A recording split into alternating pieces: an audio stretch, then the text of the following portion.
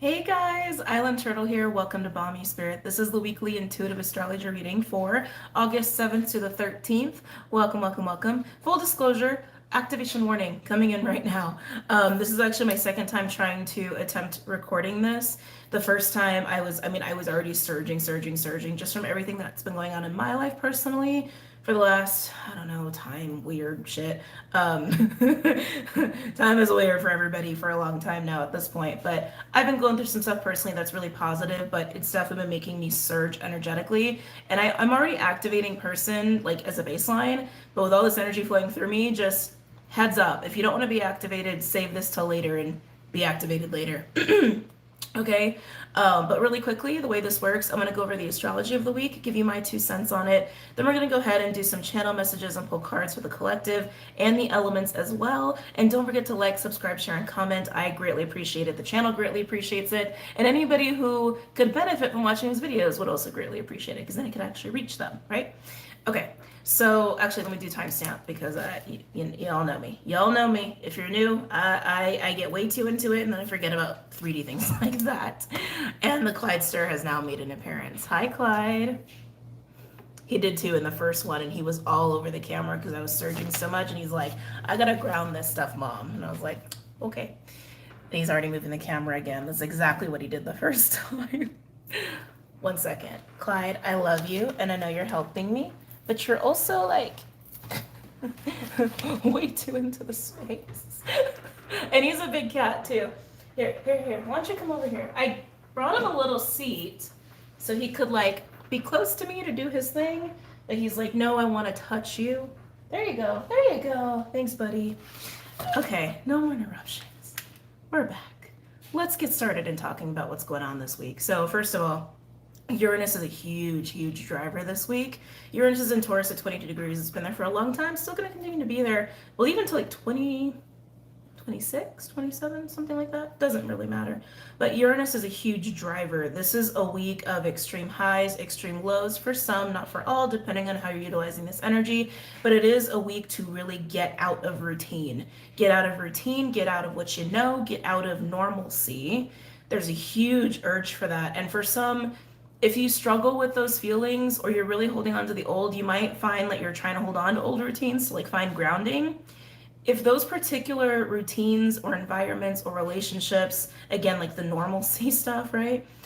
If any of those are actually holding you back, they're going to actually work against you. So just something to keep in mind. And I'm going to get into all of the reasons as to why that is. But yes, this is a week of all about the new relationships, new routines, new environments, new habits. Travel is well aspected. Excuse me.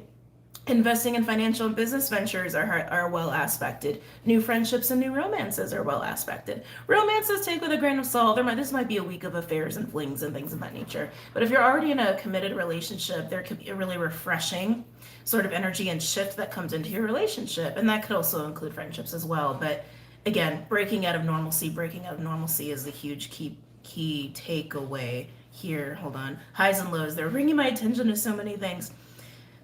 Okay, before I talk about the highs and lows, sorry, I'm like pinning all these different pieces of information. New studies are also going to be important. New studies, research, hobbies, skills, certifications, especially anything regarding earth wisdom or resources, food, gardening, tinctures, healing modalities, things of that nature, things that are really earth oriented that nurture us, but in that way of like, it's a study, it's a discipline to cultivate from the earth to give to us and give back. That really wanted to come in really badly. Thank you. Moving on. The highs and lows. There might be peaks of like massive vitality and optimism and confidence and enthusiasm. Like suddenly you wake up and you're like, oh, I can go. I can do this. I can do anything. And then there might be some lows, especially for anybody who's like fighting, breaking out of their normalcy, where things are really uncertain and you might get a little anxious. I just really encourage that whatever you're encountering or whatever you're doing, whatever you're pursuing, wherever you're finding yourself this week, is that you just remain open and receptive. Okay? Open and receptive to positive changes in your life, positive new circumstances in your life. And if you are really having a hard time clearing the old, clearing the old, if it's not for you, it's not for you.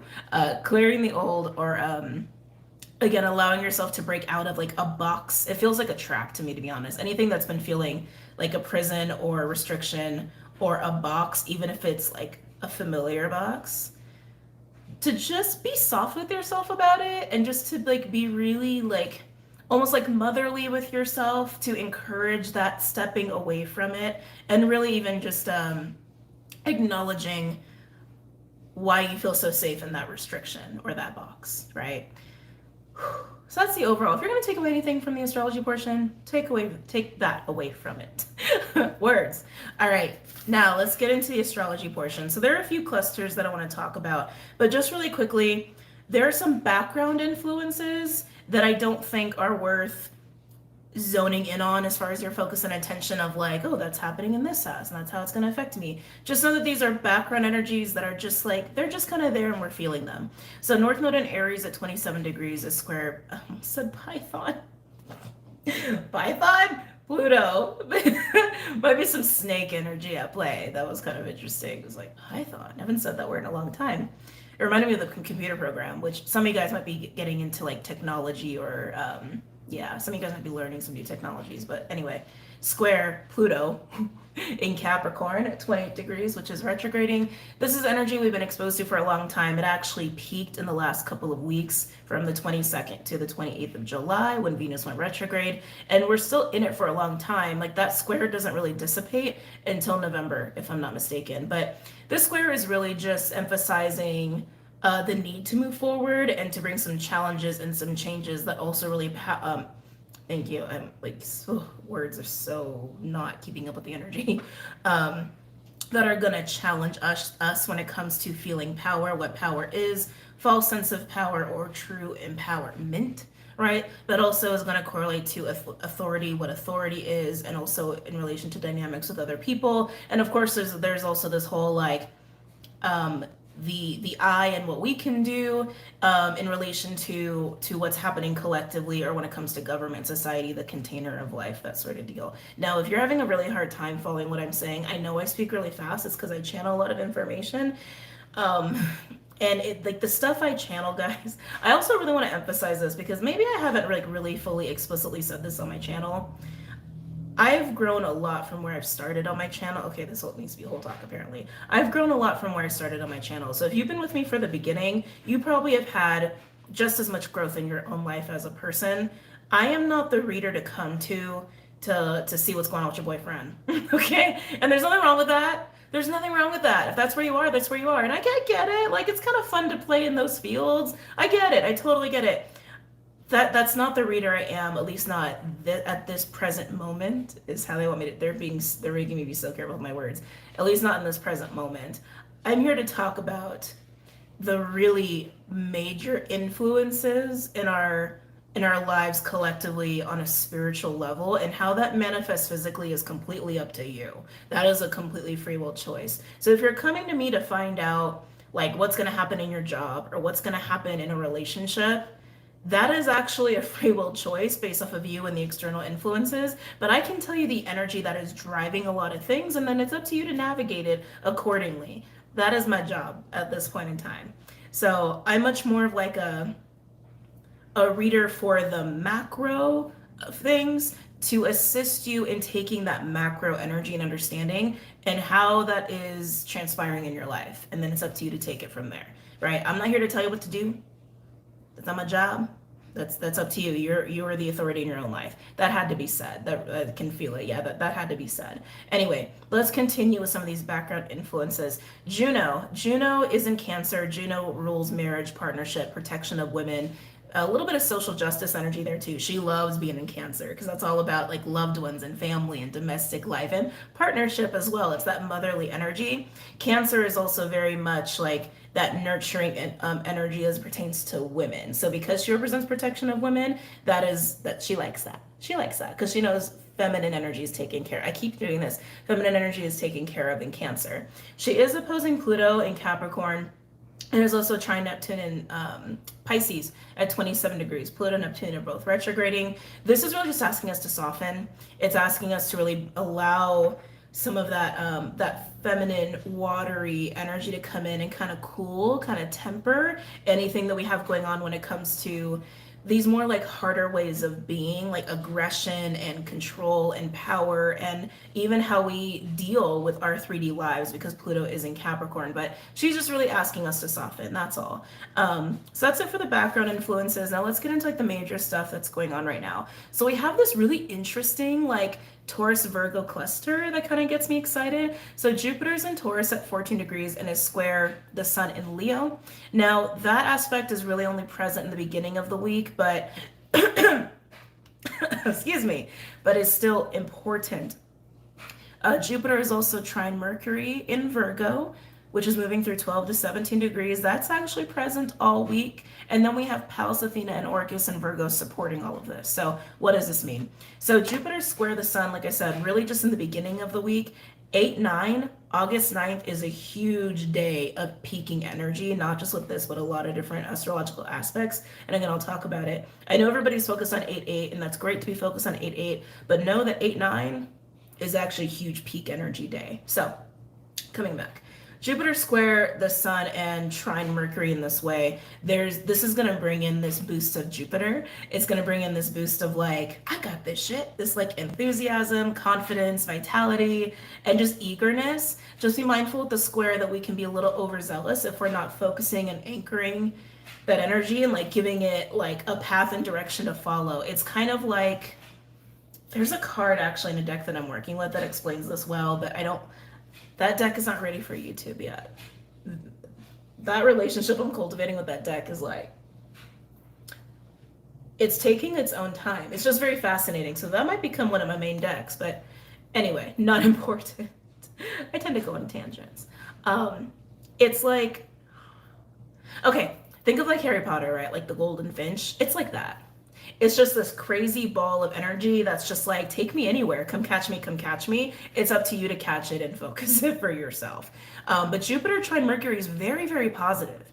Very, very positive. And that's peaking on 8-9.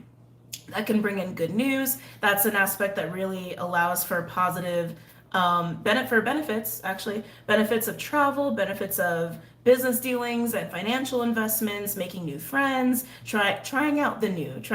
It's really, really great for that, especially because Jupiter's in Taurus and Uranus is in Taurus. Again, Uranus is driver of change and all of that. So honestly, super great. Just focus it. Now, Pallas, Athena, and Orcus are both in Virgo, practically on top of each other. So they're both trine Jupiter and they're both conjunct Mercury. So they're supporting all the Jupiter, Mercurial, Taurus, Virgo energy. Pallas, Athena, and Orcus, when I tuned into them, so the way that I work, for those of you guys who don't know, or who, I guess I'm getting a lot of new people, like a new wave or something, because I can feel I need to like explain a lot of these things. So the way that I work, I am an intuitive astrologer, amongst many other things. But when I say I'm an intuitive astrologer, I'm also channeling these celestial bodies. I have my own relationships with them. So when I tune into them, I see like because they're living beings. They are. They're living beings. I can see like how they're feeling and how they're playing with each other, essentially. So Pallas, Athena, and Orcus, I had this very centered energy with them, like very, very balanced, very much like, let's take all this energy and we're going to anchor it. Let's take all this energy and focus it on something that's productive, focus it on something that provides even like a karmic balance is what I was feeling more so with Orcus. I'll explain how that can manifest a little bit later. But I like that. I think that's going to be really good with that whole square Jupiter, Sun, like, kind of energy. And that I was really seeing studies. Like I was really getting that feeling of like research, study, making sure that what you're doing is covered. Like you're covering your bases with how you're going about things, especially if it's like financial based or education based. It just feels very much like we got you. Like we got you in this crazy energy. Go use it, be productive, and use it wisely. So I really liked that. But coming back to like the karmic balances sort of deal, right? Because a lot of energy this week too is about get away from the old. Get away from the old. We've had so much karmic, clearing and balancing that's been happening. Just it feels like it's been never ending. Orcus represents that. And I think Orcus is still just playing at that. So again, while you're embracing the new, Orcus is really highlighting like what needs to be cleared, right? What doesn't really belong in the balance of things in your personal lives. So that's all I meant by that. Moving on to the next interesting little cluster. We've got Leo. Oh, sorry, they want me to stop. Before I progress, they're like, slow down. I know they're just giving me so much energy. I'm like, okay, slow down. All that Jupiter, Pallas Athena, Mercury, Orcus stuff. Where this could be affecting people, if you have Virgo or Taurus around like 14, 15 degrees in your personal planets, you can really feel the intensity of this. Now, where this is happening in your personal lives, Mercury and Taurus 10 to 20 degrees. Again, 14, 15 degrees being that like key point for where you can use this energy for yourself, right? And make some progress, make some headway, or get into, again, new investments, new relationships, that sort of deal. Before I move on even from that, like I said, Uranus is by far the biggest driver. Uranus touches everything that I'm going to talk about today. All the little clusters I'm going to talk about, Uranus is up in all their business, okay? So I would really look to see where you have Taurus 22 degrees in your houses and in your personal planets. The energy's like clearing. Excuse me.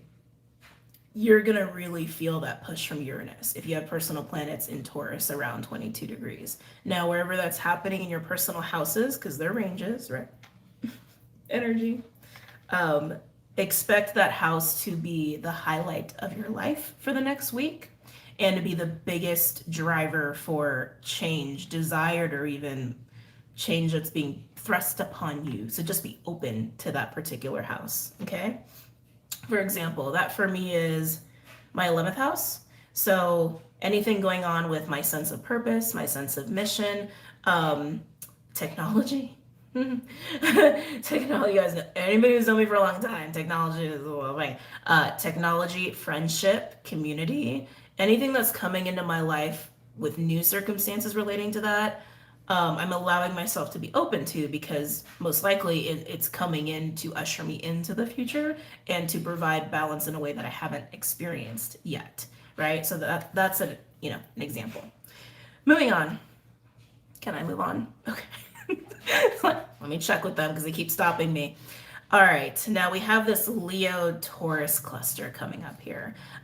Venus and the Sun are actually conjunct this week, more so at the end of the week and peaking on the 13th. Oh, sorry, I've got bug bites all over me, so it's like creating a little bit of an itchy factor.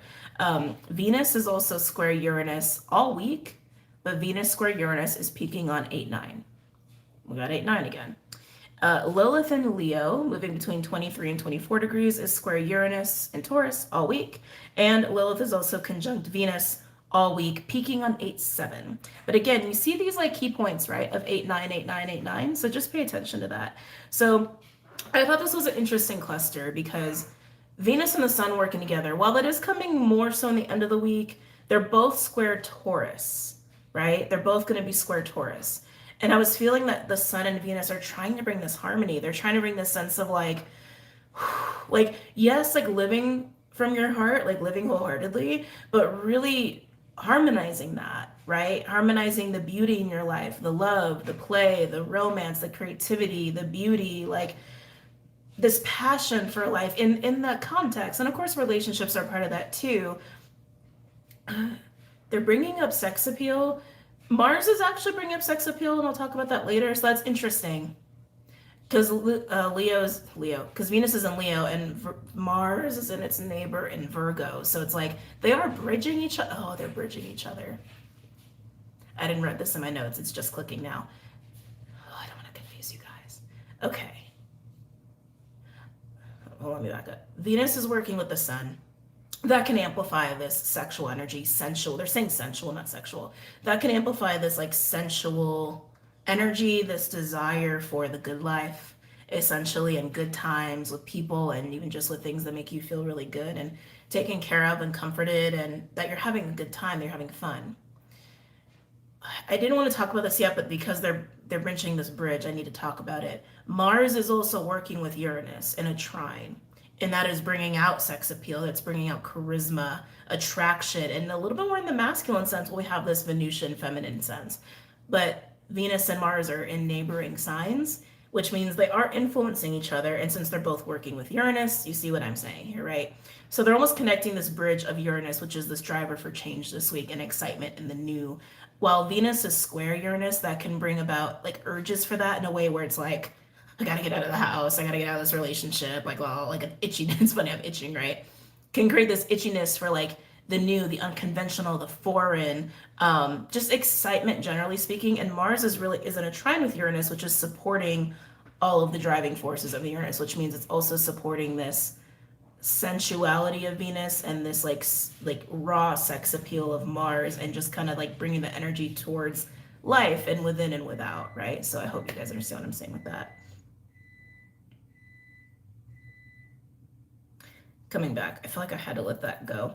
Um, but coming back to Venus and the Sun and square Uranus, again, Uranus is drive and change. Like, we need new, we need exciting shit. We can't keep doing the same thing, same thing, same thing. Venus and the Sun are like, okay, let's do it. Let's bring in some things that can bring in more of this like ooey gooey, yummy, sensual energy in our lives. So relationships and play and fun and creativity and travel. Travel keeps coming up there too. And then we have Lilith square Uranus, but supporting Venus in a conjunction. Lilith is our raw primal nature. It's our raw primal desires and fears. So again, Uranus is going to really challenge us with our normalcy, the normalcy of the things we do in our life. Again, relationships, environments, habits, foods, jobs, like everything. And is going to say, is this really what you want? Is this really what you want? Or do you feel obligated? Do you feel confined? Do you feel restricted? Do you feel kind of trapped in these things? And if so, time to prison break, basically. Time to just stop. Time to just say, I don't have to be in these chains. I don't have to be in this box. I can go and do whatever. And then it's going to be in that realm of like Sun conjunct Venus, of balancing your life with pleasure and desire, living your heart's desire, essentially. So I really, really liked that. Now, where this could be affecting you in your personal life is Leo Taurus. Like I said, Taurus is the biggest driver. I would arguably look at the whole house of Taurus, because that's going to be like center stage of what is going to be going on in our lives this next week, and arguably even a little bit after that. Excuse me. But if you wanted to only look at a range for Uranus and Taurus, that's hard. I mean, 10 to 25 degrees. And that's what I'm saying. Look at the whole house, right? 10 to 25 degrees, 20 to 25 degrees. If you were strong arming me for it. But 22 degrees is that peak point for Taurus. Now, coming back to what I was speaking on, you're Taurus and Leo, right? Where all of this like harmonizing with Venus and Leo, and really breaking out of the normalcy because of Uranus, and really what do we want, and what is our true nature, what are our primal desires, and then what are our fears about what it is that we're clearing and being asked to break out of. And like literally prison break is what I'm getting, like prison break away from. I would say Leo, Taurus, 20 to 25 degrees. If you have any placements, personal planets, 20 to 25 degrees, specifically 22, you're going to really feel that urge. Like, and maybe even you might feel very like turned on, very like sexual, just because Mars is also helping Venus out as its neighbor. All right. Now, one little note, I don't think it's anything that you need to like, again, zone in on your chart, but Chiron is in Aries, 19 degrees, and is retrograding. Chiron is aspecting Venus and the Sun and Vesta. Vesta's aspecting Mars, we'll get to in a minute. But Chiron is almost like this other background influence that's really acting as more of like a. I kept getting the word root. It's hard to even say. I kept getting the word root with Chiron, which makes sense. I mean, we've been going through so much root energy, like ancestral, generationally, primordial energy, our own root chakras, our sense of safety, our sense of like we've been all going through that for a long time at this point. But Chiron, for those of you guys who are new to astrology, is the wounded healer under the full moon in Aquarius, which I did do a live on Patreon. It's already on Vimeo. Chiron's counterpart, Cheroklo, was very much highlighted with the full moon in Aquarius, and it was beautiful. It was a beautiful energy, but that had to be said, so I just said it. But Chiron being in Aries is all about how we're getting in our own way with our own identity, right? What wounds or insecurities or restrictions have we been a part of, have we been living out, attached to, that get in the way of us being us, of us being able to assert ourselves, or us being able to even lead or take action, be proactive in our own life or with other people, right? That's what Chiron's been showing us. Now, since Chiron's aspecting all this like Sun, Venus energy and this whole breaking out, prison break, right? Harmonizing our life with our heart space and what we really want.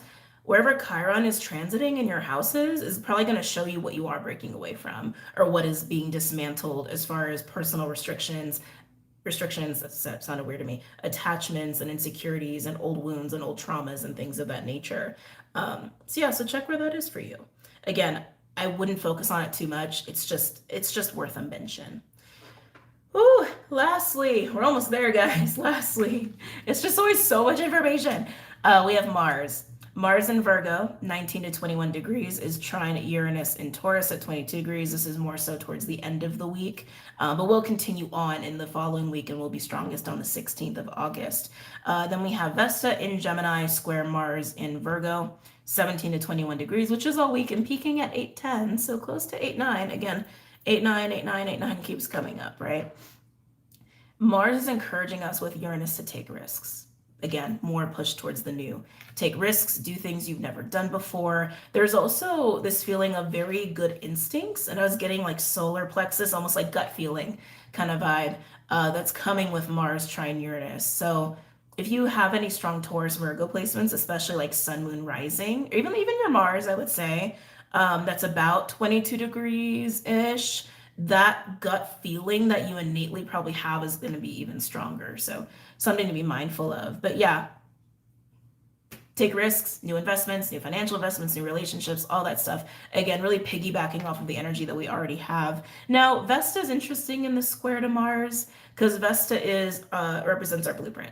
Represents our blueprint, our sacred mission, that sort of deal. And for a while, she was aspecting Sedna, which was helping with all this like root, primordial, like deepening sense of self and connection and all of that. But she's beyond working with Sedna at this point. And now being in Gemini, it's a very different flavor because Vesta Taurus was very grounding. Vesta Taurus was like where we feel most secure, where we feel most at home in our blueprints and in the things that make us feel passion for life, right? In Gemini, she's been taking on this very like almost provoking sort of energy. Like devil's advocate is kind of what I feel with her being in Gemini. Like, what about this? And what about that? Did you consider this? Oh, wait, did you consider that? Like it just went from like really, really grounded to like this influx of potential and options and mental clutter and just like almost kind of scattered. And then being square with Mars, which is in Virgo, again, all this Virgo energy is like helping us to be focused. Like Vesta's almost acting as a distraction, but she's not, could potentially be a distraction for some of us, like when it comes to our thoughts and our options, and we go this way, we go that way, right? Because this is all about like feel what you want and pick a direction and focus it and go while embracing new and taking risks in doing that. Like that's what all this energy is about. But then here's Vesta and Gemini going like, hey, it's like trickster. Thank you. That's the best word for it. She's kind of acting as a trickster. And it's just to get you, how do I want to say this? Sometimes we need that trickster energy. Sometimes we need that provocation because it can really help us get out of our own way. It can also help us to be open to things we might not have been open to, but also get us to see like things that we are involved in that maybe aren't so great. Like there's this phrase that's been coming up a lot for me in relation to the things I've been channeling for the collective for the last like month or so, like seeing the good and the bad and the bad and the good, that like juxtaposition, that trickstery, and like turning something on its head. Vesta and Gemini can do that. So just be mindful that thoughts, so many options can be potentially distracting, but at the same time, get you to see some things that maybe you wouldn't have seen otherwise about what you are doing, what you have done, what you could be doing, what you're trying to do, all those things. So be patient with yourself. If you get confused, if things get a little uncertain, you get a little anxious, step back for a minute, go play is my recommendation. Step back and go play. Go hang out with some friends, go frolic in the ocean, go paint. It'll help to ground you, but also like get back into what it is you really want and what your soul's really asking of you, right? So be mindful of that trickster energy. Okay. Now for this Mars Uranus energy, again, Taurus is there in that same degree range, and then Virgo is also there, and how it was with the Jupiter, with Mercury, and all that. Gemini is that trickster energy that's adding a little bit of flavor. So I would just be mindful that whatever is going on in your house of Gemini, I would say 15 to 20 degrees in your house of Gemini could be potentially just trickster energy, and just look at it like, how do I want to explain this? Like, for example, if your house of Gemini is like fourth house, anything that's going on with your family relationships or like actually in your home could just be potentially trying to get you to see something that you couldn't see before. Don't look at it as like, oh, these are things I need to do. Don't look at it like that. Just look at it as like revealing some information to you in kind of a trickstery way, and lean into your Leo. Lean into your house of Leo, because that's your heart's desire right now. That's trying to harmonize in like a new life, in this new path, in this new era that we're all trying to like align to, right? So observe what's going on in your house of Gemini. Don't take it as have to, need to. Don't attach to it. Thank you. That's a better word for that. Don't attach to whatever's going on in your house of Gemini. Just look at it like, oh, interesting. Just think of it like trickster. Just, oh, interesting. Okay. And then let Virgo, your house of Virgo, get you back to business, and then really keep nurturing and nourishing. Is that word I was trying to say? Your house of Leo, because that's trying to harmonize right now. And just know that Taurus is bringing non-stop change, catalytic energy and opportunities. Okay? Are we clear? I think we're clear. All right, let's move on. Whew. Oh boy. I need to like vent all that energy out. Feels good to be doing readings again, though. I know I haven't done a reading in a bit. Like I said, very important personal stuff going on in my life that I needed time and space for. I needed my attention. Okay. Let's get into the collective messages here. We'll do 32 minutes. Whew. Okay.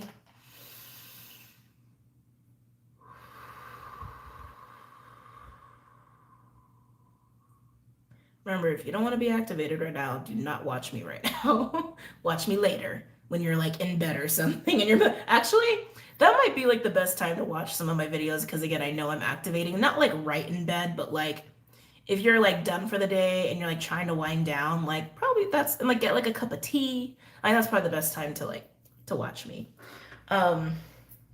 Ooh, so many decks want to play today. I can feel it. So many decks want to play today. It's making me smile, actually. The dragons want to play. The Lumer, everyone wants to play. Again, the energy of the week too, right? Like incorporate play, incorporate more fun, harmonize with that. So interesting. You know what? Okay, I got to pull the Lumeria deck. I mean, it's just really loud. But yeah, I can feel it. Everyone wants to play. I can even feel like I've got a Fae deck that I've been working with that really wants to play. But you know, you gotta be careful with the Fae. Just saying. Love you, Fae. Love you. But you gotta be careful with that sometimes. All right. Yeah, we're gonna do the Beyond Lumeria deck. All the decks that I use are linked below for your convenience. Show me what's going on with the collective here for this upcoming week. They keep bringing up that trickster energy. That's so fascinating to me there. They keep bringing that up. Trickster's not bad. It's just to get you to see what you couldn't. Yeah, it's just to get you to see what you normally can't see. That's all it is. Trickster is nothing to attach to. It's just to show you a different point of view. A different lens, if you will. So just remember that. With your house of Gemini, it's just showing you a different lens. Almost like looking into a portal is kind of that feeling I'm getting with it too. Okay. Whoa, that was fast. Yummy. We like this. Element of fire coming in here. This card can speak of activations and ascensions. Yeah. Activations, ascensions, Kundalini energies. You see the dragons going on there. Some of you are getting really, even like the imagery, I can feel the energy. You know this. That spiral. That spiral. I mean, again, that speaks to like ascension and activations and working with energies and getting connected and all that stuff. Grandfather Sky is coming in with that. But I keep getting the shadow too. Um, yeah, I keep getting the shadow and exploration, the word exploration. Playing in your shadow a little bit more. And I feel like we need a different word for shadow. There's a lot of words that actually left our reality as far as being useful once the full moon in Aquarius happened. It's been interesting to see how that's like come up with my own reality. But anyway, yeah, we need a different word for the shadow. Um, a word will emerge at some point, but how do I want to say this? There's like exploration in the shadow, which is an exploration of self, but then taking it and then like, right? Taking it and like rising, taking it and leveling up, taking it and ascending. A lot of energy I already spoke to, right? Where there's this influx of like vitality of like, whoa, I'm here and I'm here to do and I can do this, hence the fire. Some of you might experience this like a phoenix rising, but it's like I keep getting it's like it's taking energy from deep within or even a time of exploring the self. I don't like the word integrate anymore either. Merging, I guess merging, dancing with it, and then being able to rise even further. I keep wanting to do this. Anyway, that's what I'm getting with fire. It made my solar go gurgly. Okay.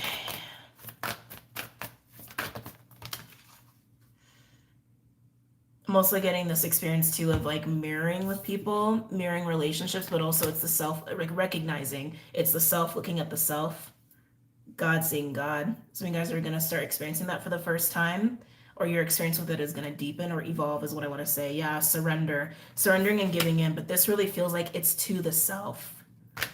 That really feels like it's within the self to the self and bringing it up and out to the surface, acting on it, utilizing it. It feels really good. Some of you might meet some people that are very activating or even catalysts.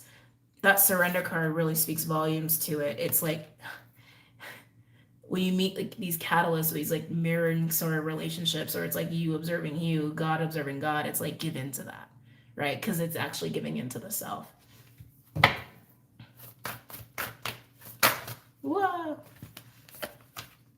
Nice. Starseed Elemental. There's so much energy moving through me. Oh, God, excuse me. Oh, excuse me. And then we have Ether, the element of Ether, coming out here with the seamless, unspeakable, the vastness of everything is really what that card is feeling like to me. You can call it the void space. It's the vastness of everything. It's the vastness of being interconnected. And then you have Starseed Elemental. Yeah, this totally feels like leveling up. Some of you, this is leveling up in your gifts. Also, just recognizing who your soul family are. That's also coming through as well. A lot of memories coming through. God, this has like Cheroklo, Full Moon Aquarius, like all over it.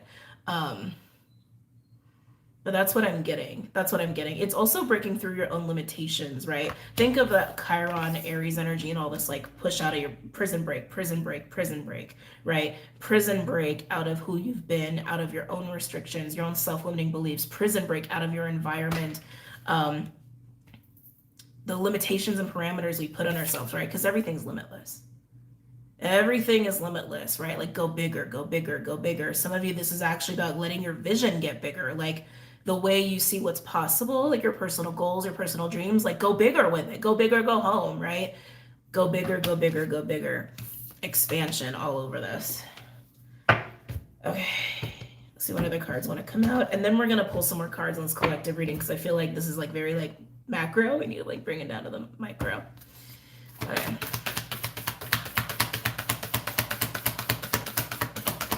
So you guys are going to be doing some communicating with some new beings that are new to you.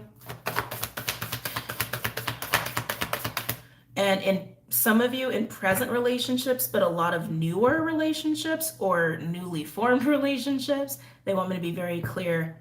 You're going to recognize, we're really going to say this right now, the royals who are around you. Really getting that off this card. The royals. All right. On the bottom, journey to wholeness. Like I said, this is about you. This is about the exploration of self, bringing that into this alignment. And because alignment is not like a stagnant thing. I think sometimes the collective or parts of the collective can still look at a lot of how we speak as very linear. Like, I think when we say alignment, we think like alignment. That's not alignment. Alignment is, that's alignment, right? Being able to, for the energy to flow and to dance and that whole spiral upward, right? But that's what I'm getting with Journey to Wholeness. Oh, and look at that, new blueprints. Remember I was talking about that blueprint energy. But yeah, exploring the self, bringing self into even deeper alignment to rise, to ascend, to level up, to flow, to go. Yeah, nice. And again, for some of you, this is going to be assisted by people that you meet or have formed newly formed relationships with. Beautiful. I like this energy for the collective. It's making me smile. All right, let's ground some of this energy back down a little bit dimensionally. Woo. Oh, so many decks want to play. I can't use you all.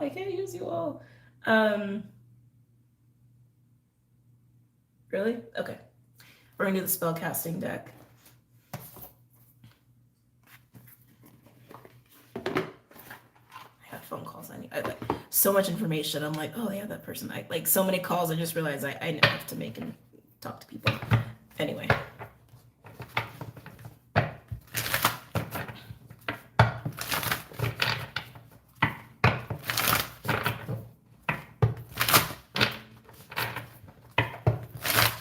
Any other messages or insights for the collective?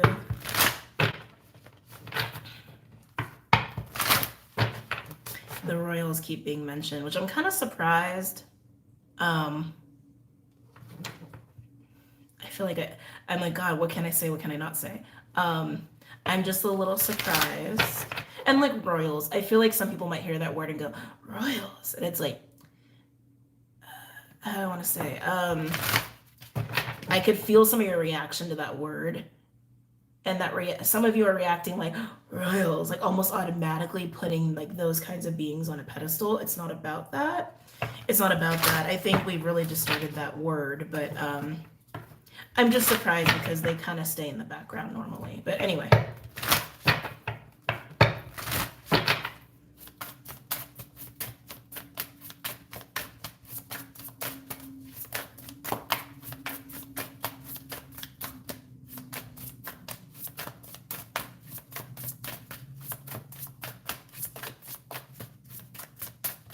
Can I get a card for fire?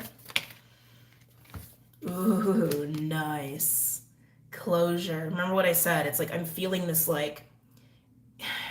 it's almost like snatching pieces of you from exploring self, exploring shadow, and like we're gonna bring this into alignment. But to do that, it's like breaking away, right? It's taking those pieces. Some of you, this is like soul retrieval energy too, or shadow work. But taking those pieces, almost like out. Yeah, it's soul retrieval. Taking those pieces of you like out of time and space, and being like, we're bringing this into alignment, which means closing off where those pieces of you have been to align, right? Nice.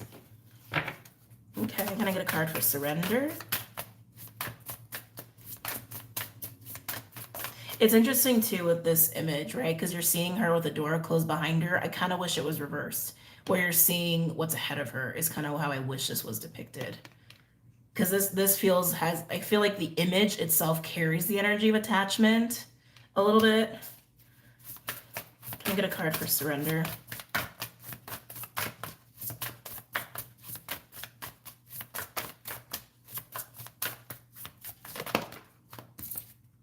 Trust. Oh, yeah. I know you guys can feel the energy off that. With surrender and trust, that is literally like, that's clear, right? Clearing, letting go, trusting spirit, trusting self, following into the present and being open and being receptive, right? Not fighting, not restricting, being free in that. I mean, you don't even need me to really talk a lot about that. I mean, I think it's really clear. But anyway, moving on. Can I get a card for Starseed Elemental and Ether? Some of you guys are really going to have a deeper understanding of what and who you actually are in the grand scheme of things. I mean, we're all one collective. We're all spirit, right? Technically, but that's it's a multi-dimensional answer, right? Of who and what we are. You could literally have a different response for like all these like different dimensions, right? And different versions of you through time and space. It's multifaceted, but that understanding, that understanding, is, apologizing to them, is deepening here. Especially the more you allow yourself to play. The more you allow yourself to play and have fun this week and try new things and break out of your normalcy, the more you're going to experience that, healing. Part of that soul retrieval energy too, a little bit. Can I get one more? I'm getting healing information is how that's coming through. Healing information. Might come through in dreams, but again, I feel like it's mostly the avenue is like that Leo energy. It's the play, it's the fun, it's the exploration of self. And new relationships, they keep saying don't forget new relationships. Can I get one more, please, for Starseed Elemental and Ether?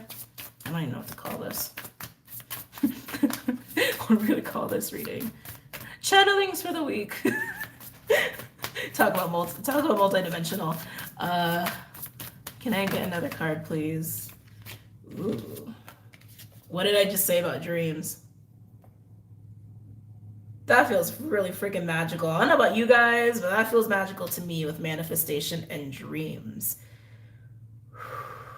This feels like being able to play in the realms. I feel astral, I feel telepathy, I feel energy work, like kind of that soul retrieval energy, right? Where we can feel through time and space where these pieces of ourselves lie, and then, right, we claim them, bring them back into alignment, right? That's also part of that energy. But I also feel this is like, it's alchemy. Like I feel the magician here. Like, God, I wish I could put this into words. Words are so limiting and primitive. Can you just read my mind? Just read my mind. Just make my job easier. Just read my mind. Because I can feel it. It's like, I'm gonna take this, and I'm gonna take this, and I'm gonna do this, and I'm gonna do this. Like, it's very creative. It's very much the alchemist. It's very much the magician.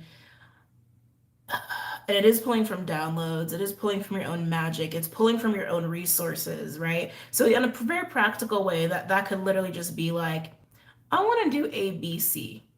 What do I need for ABC? I'm going to go get ABC. I'm going to put ABC together, right? Very practically, it could just be that. But even like higher dimensionally, right? It's like, I almost feel pulling on timelines a little bit here, to be honest. Like weaving. They just showed me the spider. That's what that is. Sorry, that just made me have a light bulb moment about my own personal path right now. But yeah, I'm getting the weaving. I'm getting the spider energy with that. Weaving and co-creating the reality that you want in ways that you haven't before, because you're in this new sense of alignment with self and spirit. Whew, okay, let's move on. I want to get into the elements. I think it's pretty clear what's going on collectively here.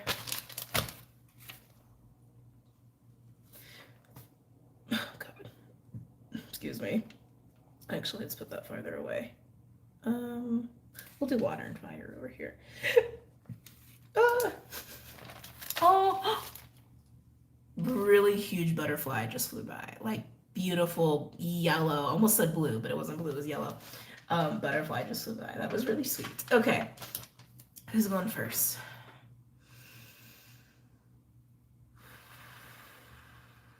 God, all of you have a lot to say.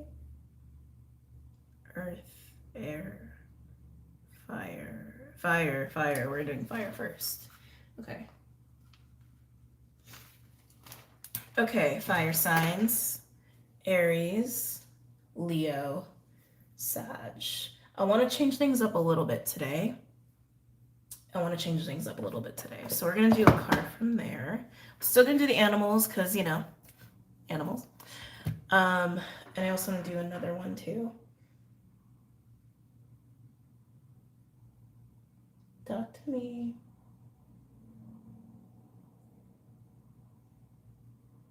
Okay. That'll be interesting. So I think this is linked below. I don't think this one is. I've bought some new decks recently. So if they're not listed below, they probably will be in the next month or so. But I'm going to pull a card from each of these decks, and then we're going to pull from the animals and then take it from there. Who are we doing first? Elements. Elements? Yes. Okay. We're going to do elements first. For my fire signs, Aries, Leo. I feel like you're in your element. I do. I feel like you're in your fire element.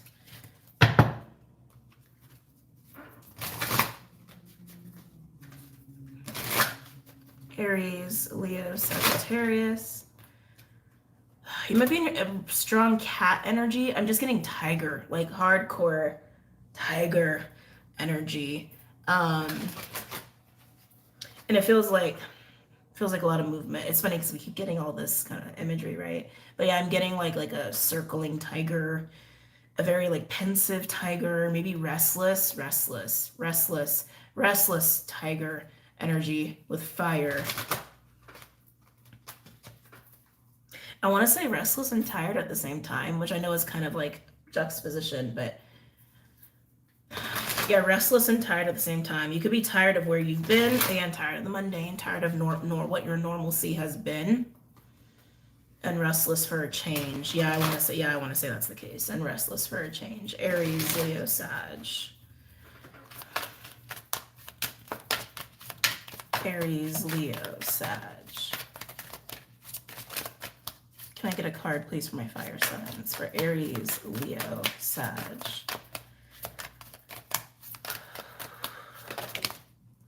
Interesting. We got a water card for you. All is well. Let your emotions flow through you. Oh, fire signs. Is this why you're restless? This might be why you're restless. And again, because I feel like you're pacing, or your energy has that pacing feeling of like, I'm a little agitated, I'm a little restless, I don't want to be where I've been, and I want the new, blah, blah, blah. But in that, it can create this feeling of like Two of Swords a little bit, right? Of like this, but that, but this, but that, but more in the restless sort of vibe. So what this is honestly telling me, fire signs, is those frustrated feelings, they're coming from somewhere, right? And to just okay, we're back. Let those emotions flow through you. I feel like there's something deeper there. There's something deeper behind your restlessness and your frustration. What's really bothering you? For some, I almost want to say, what's actually making you mad? What's actually making you angry? What are you actually angry about? Is what I want to say for a lot of you. What are you actually angry about? What are you actually disappointed by? Because I feel like you're not acknowledging that, or maybe not seeing it, or maybe even not just having that full understanding of it. It's like, I feel like you're very focused on the now and like the superficiality of things. Not like superficial, I think it's a bad word too. It's like the surface, right? Like, this is happening, this is not happening. I want this, or I don't want this, and I'm just pacing, Like, it's got that vibe to it, but it's like, but what's underneath all that, right? Think of think of water, for example. Like, you could look at the surface and be like, okay, that's going on the surface, but there's a whole lot of shit going on underneath, right? That's what I'm getting at. What's actually brewing underneath your frustration and your restlessness? Do you not feel okay? Why do you not feel okay? Right? Sometimes we have to go through transitions and a flux in life, right? And sometimes that's just part of the course, but that's the card you have. All is well. Okay. Pull one of these for you. So quickly, my desk gets very cluttered. Ooh, can I get a card for my fire signs? Aries, Leo, Sag. I might read this one to you guys. It's still a deck that I'm getting to know. We'll see. Aries, Leo, Sag. Can I get a card for Aries, Leo, Sag?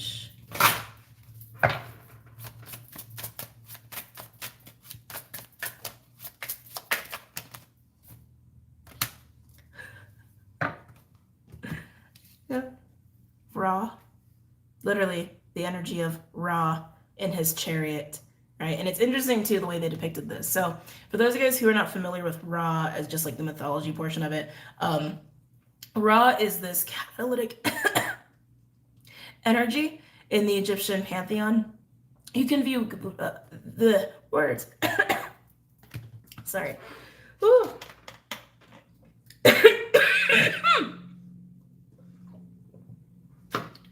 A lot of people view Ra as the sun god.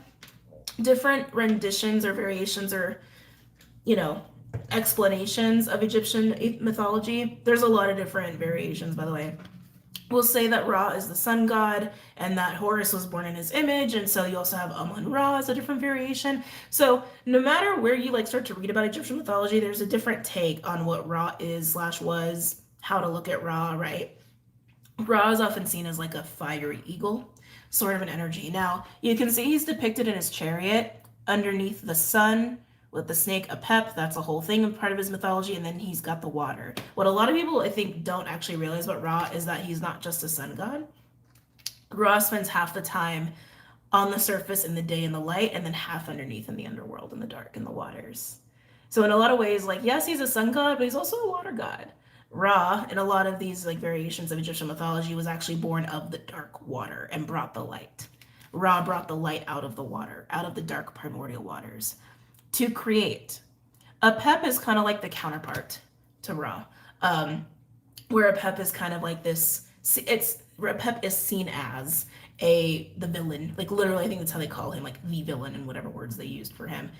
Serpent that like travels throughout the underworld, trying to make everybody's life harder than it needs to be. And every night, Ra goes to the underworld, battles Apep, and comes out in the day, and goes down and battles Apep and come out, and right? Never-ending cycle. But that is the understanding of Ra. So I'm kind of curious to see like how they describe it, because I haven't read their explanation of Ra energy. But this is coming out for you, fire signs. Let me go to the English version.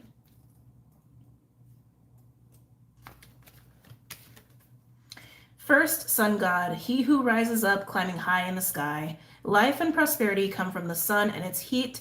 Its symbol is the eye of Ra, also associated with the meaning of the third eye. The energy of Ra is vital, the source of creative growth. This deity instills clarity and transparency. There is nothing to fear under the influence of Ra. He helps you to heal wounds and restore lost harmony, but with action. Above all, he advises you to abandon the subterfuges of the moon and to act boldly in the full light of day. That's an interesting look into Ra. But I can see how it's speaking to the energy that you're in, fire signs, that I'm picking up with you, because I can feel it. You're on the surface and you're like this, that, which means internally something is going on that's keeping you in that kind of vibe, right? And even this card's like, hey, just acknowledge what you're feeling and give into it and let it flow, so that you can also just calm down and ground, but then you can get a little clearer on like how to navigate your situation and how to feel about your present moment. And this card is also saying that, like, to stop battling yourself, right? Stop battling yourself and come to clarity, come to the light through your water, through your emotions, and you'll reach up to the surface in clarity, all right? So, ta-da! Let's go ahead and pull some animal cards for you guys. The Wild Unknown Animal Spirit deck is the deck that I like to use for my newbies who are here. Aries, Leo, Sag.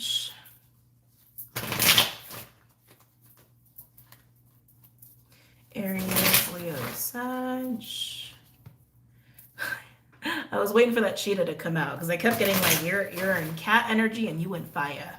You in fire, and Spirit's like, embrace your water so you can get back to the light and get clear on some things. Aries, Leo, Sag. One more.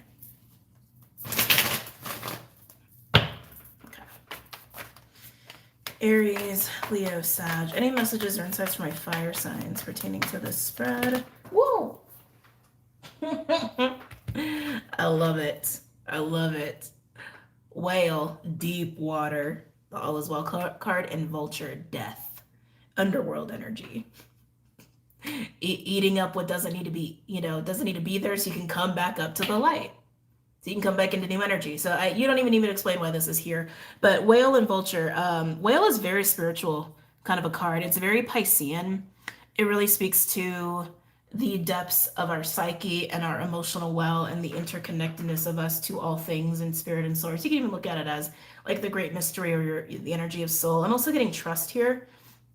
With great mystery, sometimes that's there, because great mystery is, hey, you're not going to know everything, and there is a lot of unknown to life and spirituality and all those things, and to find comfort in that can be a little challenging sometimes. And even if we do, sometimes we ebb out of that comfort and that trust, and then we got to like kind of find our way back, right? But vulture is basically here to say, like, I'm here to help you get rid of what doesn't serve you.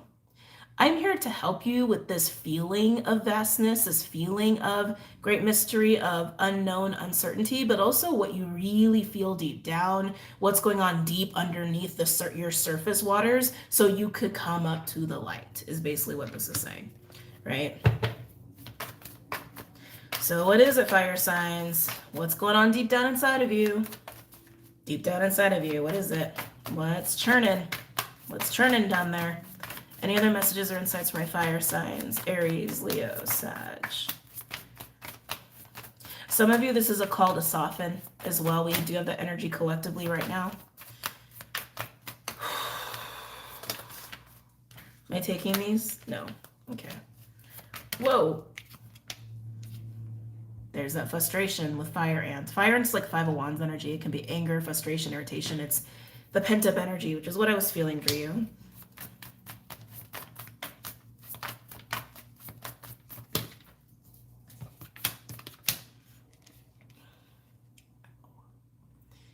Oh, fire signs. Lion, the King of Wands for me. In this deck, Lion represents the mastery of fire, the mastery of your element. Like I said, you got a lot of your element going on here, right? And then we got Octopus, watery energy. And it's like, I feel like this is just kind of circling back on what I've already been telling you.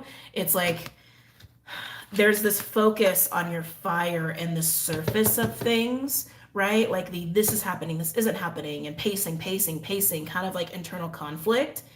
But the lion is also saying that you're in your element. You're really in your element, but you can really master your element here by understanding that there's a timing to things. That's what this card speaks of. How to work with fire in a way where you are perpetuating your fire, but you're not burning out and you're not letting it fade away, right? It's the forever upkeep of fire, which is a timing and a pacing and a flow, right? But what is affecting you is your water. It's like there's something going on deep in your waters that is affecting your fire. It's affecting how your decision making, your paths, your behavior. It's like, ugh, I can feel it. It's like, I don't like it. It's making me very like, it's making me very irritated and angry. But Octopus is kind of like my devil card. It can be about attachments. It can be about codependencies. I want to say it's about things you're attached to. That's what I really want to say. Like things that you're emotionally attached to that are starting to hinder you. Okay. That are starting to hinder your fire and just create this frustration. Almost like these emotional attachments are pulling on you, almost like pulling you down in a way. While it's like your soul's like, we got to go here. Like, we got to go over there. I can't go back down there. I can't go back to the old. I can't do this. Like I gotta. And then hence you're just going in circles. If you have two opposing forces, that's what's going to happen. You're either going to sit there, but since you're like fiery, you're just circling in on yourself, right? Okay. Moving on. Let's go ahead and pull some tarot cards for you guys. Oh, we got to do the cats. We got to do the cats for the fire signs, right? Gotta do the little kitty cats. Okay. Interesting. Okay, so I pulled the deck out and then a card got left behind. Hold on.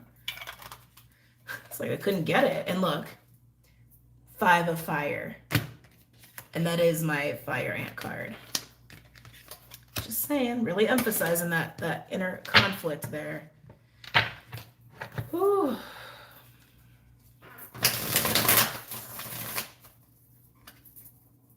Messages or insights for my fire signs pertaining to the spread.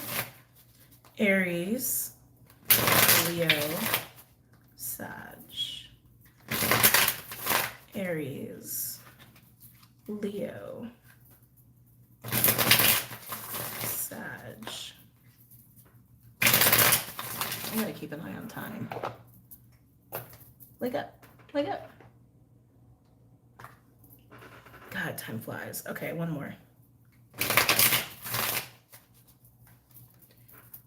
All right.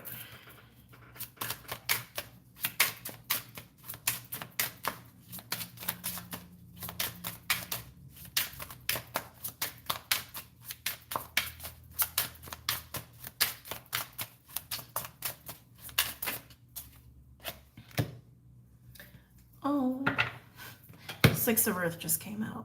6 of Earth is usually a card of reciprocity, of gift giving, give and take, showing up for other people, people showing up for you. It's a card of help and support. Came out with the whale and vulture. To be receptive is what I'm getting. I'm getting a few things actually. First of all, spiritual help. Help with this getting deep in your waters, right? To face that octopus, to face those attachments. I feel like some of you guys are actually getting divine help and assistance with that. Some of you guys are actually just getting very practical help to get you to acknowledge that. That can be in the form of like going to a friend for advice or a counselor, even. So, some of you guys, that's definitely the case. But I'm also getting to be receptive to people, to be open, to be open, to be open is what's really hard for you. Fire signs, so that's what's going on deep down, deep down. Is difficulty receiving. Yeah, I'm like, I don't want to say it. Difficulty receiving. There's a vulnerability with the Six of Pentacles. Some of you guys don't like to receive help because maybe you think like it puts you in a compromised position with people. Some of you feel like it sets you up to be a victim. That's old mentality, man. That is old. I can feel how old that is. That is old. Or like in some way it like takes away your power or sense of control over the situation or even what could happen. I keep wanting to say it puts you in a compromising position. That's the illusion, right? That's the attachment of illusion and programming, and potentially times where maybe you were taken advantage of, right? Let's see what else. I'm getting hot all of a sudden. Anything else for my fire signs? Aries, Leo, Sag.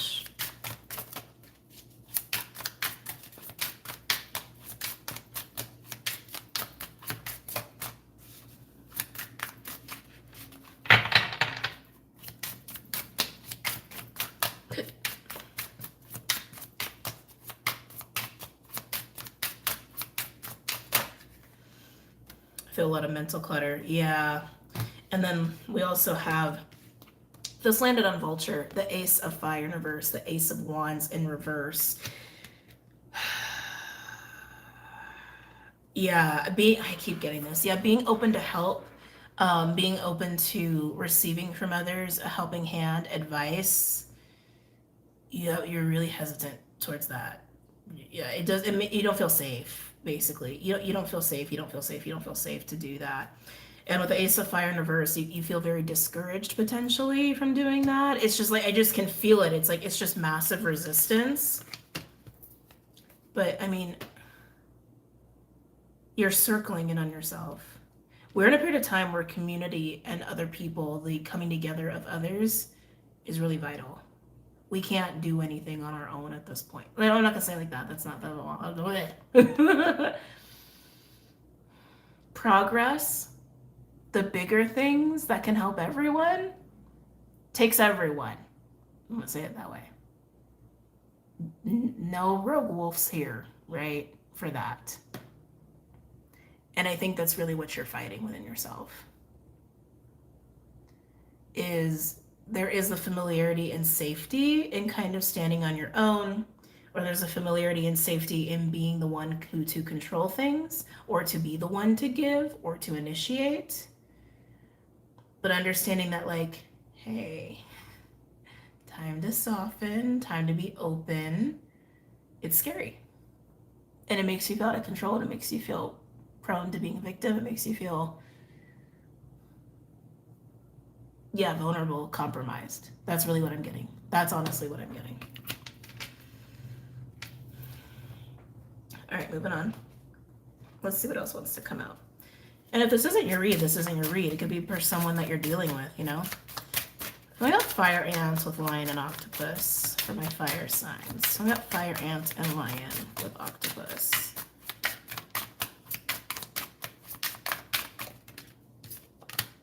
Wow, 4 of water in reverse. This is fear of abandonment and rejection. Passionate. Yeah, this is a feeling of abandonment, rejection, isolation, disappointment, a little bit of depression. That's emotionally what is creating this sense of frustration. Because like a part of you knows, I gotta go this way. I gotta go this way. I want to go this way. And then there's old shit pulling on you. Old shit pulling on you. I almost want to say even like, maybe like creating like negative self-talk, or a little like, like the ego going like, hey, if you do this, this might happen. I don't know if you can trust that person. Like, creating feelings like that out of fear of abandonment and rejection, isolation, or even feeling like, or depressive experiences. Can I get another card, please? It's this voice or this feeling of you're not safe to do that. You can't do that. When it's exactly what your soul's like, oh, yes, you can, and yes, we can. And yes, we will. And then circling, right?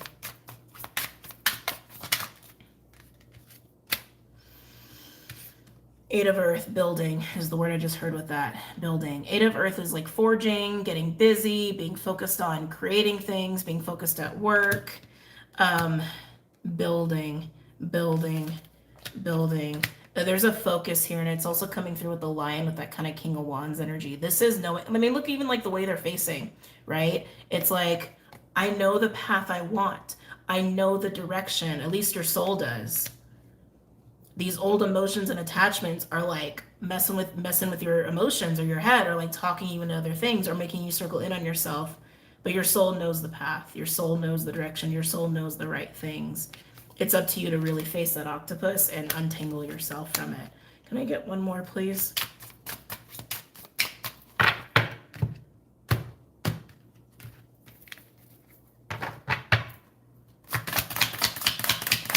I'm getting to, for some of you, this is very humbling.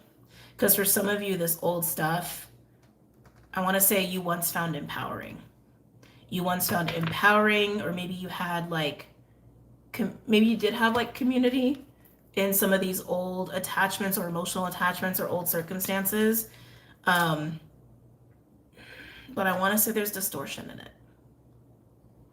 And you're kind of being humbled in acknowledging that and letting that go. Especially if you've had a separation from anyone that you've associated with that. I don't know who that's for, but whoever you are, you needed to hear it. Can I get one more for my fire signs? Aries, Leo, Sag.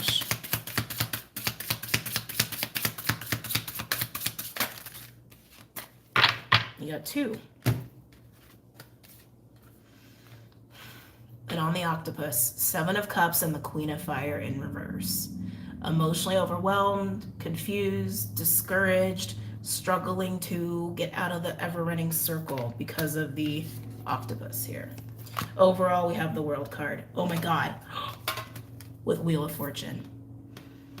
Massive change, fire signs. Massive, massive change. It's funny, all this like circling, circling, circling, circling.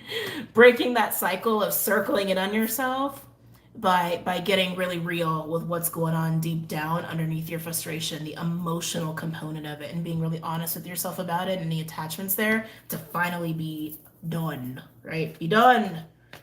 Be done with you. All right, let's move on. Might turn the AC on in a minute. I'm actually starting to sweat. I'm gonna put you right there.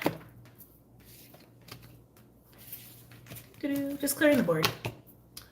Where are you? You are here. And I'm gonna leave you because you're part of the collective read, and you're going there, and you're going there. Okay. Whew. Always takes a bit to like clear the board just because, again, I don't have a lot of space I'm working with right here.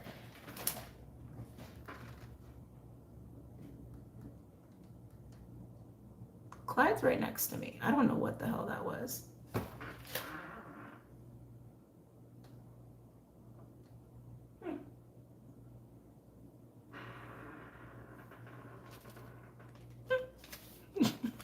Moving on. Even Clyde was like, what? Okay.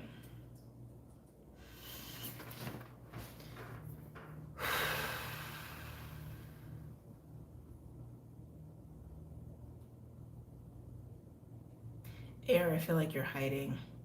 What's going on with you? Why are you hiding? Earth or water? You know what, Air? We're gonna focus on you because I actually feel like you're kind of hiding a little bit. Maybe you're just insulating. Okay. Air. Gemini, Libra, Aquarius. Oh, I got immediately back into my old patterns. Right, we're gonna do this deck first. The element deck. The, what is it called? Power of Elements. The Power of the Elements. Yes. What's going on with my air signs? Gemini, Libra, Aquarius. Yeah, I do. I feel like you're hiding. Why are you hiding? You're hiding, or you're feeling a need to insulate yourself. Maybe you're just in hermit mode. Gemini, Libra, Aquarius, contemplating. Okay. Air signs, I feel like you've come into some new information or new perspective. And I feel like I feel like you're sitting with it. Like, what does this mean? It's kind of what I'm getting. What does this mean for myself? What does this mean for this situation or this relationship or this job? What does this mean? Like, it's like that, but you're so quiet. You're like really quiet is kind of what I'm getting with you. For some of you, this new information, you might feel like you're sitting on a pot of gold, like, oh my God, what am I gonna do with this? Like it's very like, I need to sit in a bubble with this, or I need to sit with myself in a bubble is kind of what I'm getting from my air signs. Gemini, I'm actually getting an egg. Like you're sitting in an egg. Gemini, Libra, Aquarius. Strong dragon energy all of a sudden too. So you guys can be dealing with Taurus, got Taurus in your chart. Just got really, really strong dragon. Dragons have been out lately. Just saying.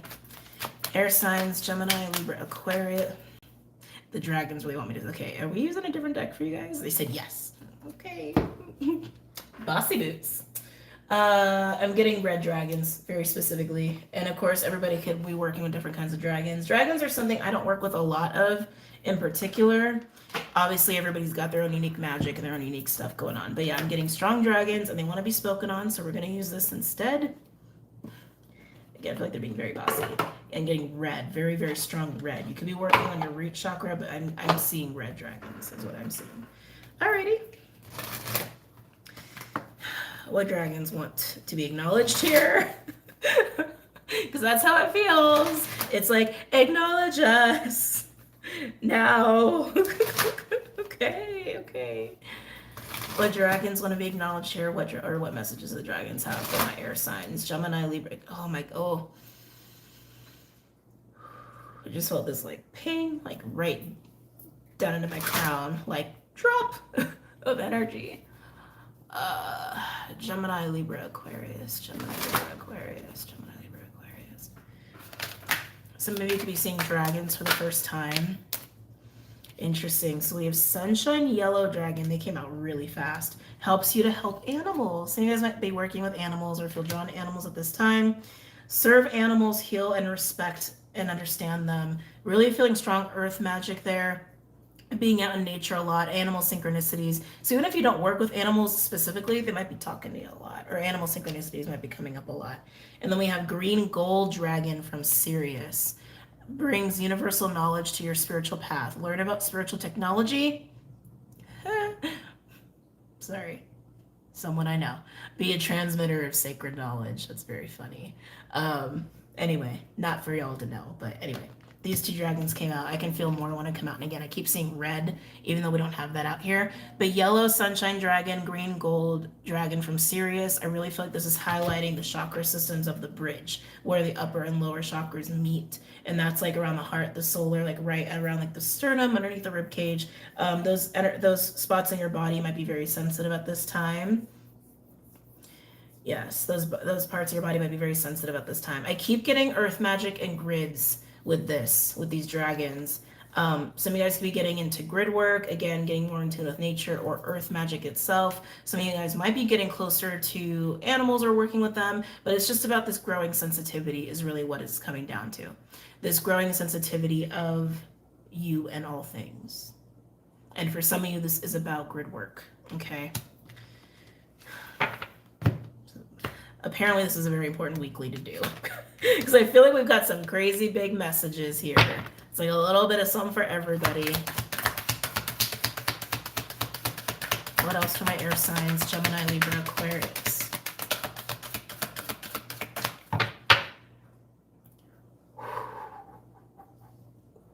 Whew. Gold and silver violet flame dragon.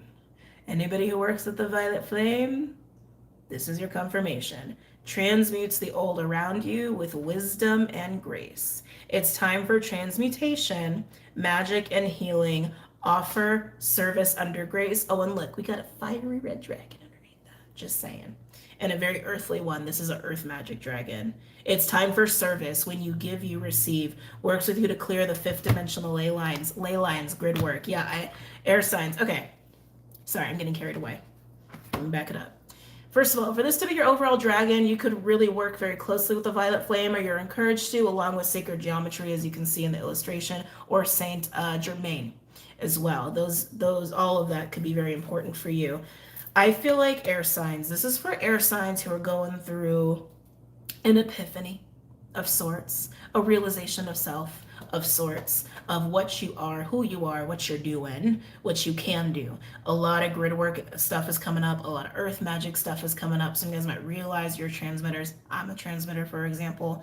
A lot of solar, heart, chakra energy going on, but also a lot of root, because I keep getting that red is like super, super strong. A lot of this is encouraging, hey, recognize your sensitivity, recognize your capabilities, and yes, feel this newer connection to self in all things, and recognize how you can utilize it and be of service. A lot of be of service energy behind this, whether that's to animals, to the planet, to people, the collective, all things, whatever. But it's, hey, recognize your gifts and what you can do. Take time. Oh my God, my head. Take time to marinate on all of it is a word that I like to use. And then when you're ready, you'll be ready.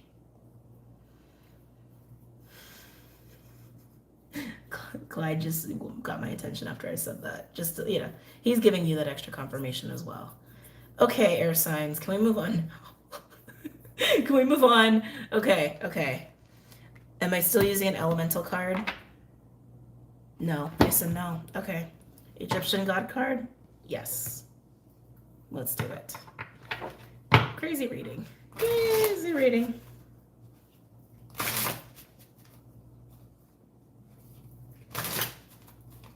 Can I get a card for air signs? Gemini, Libra, Aquarius. Gemini, Libra, Aquarius.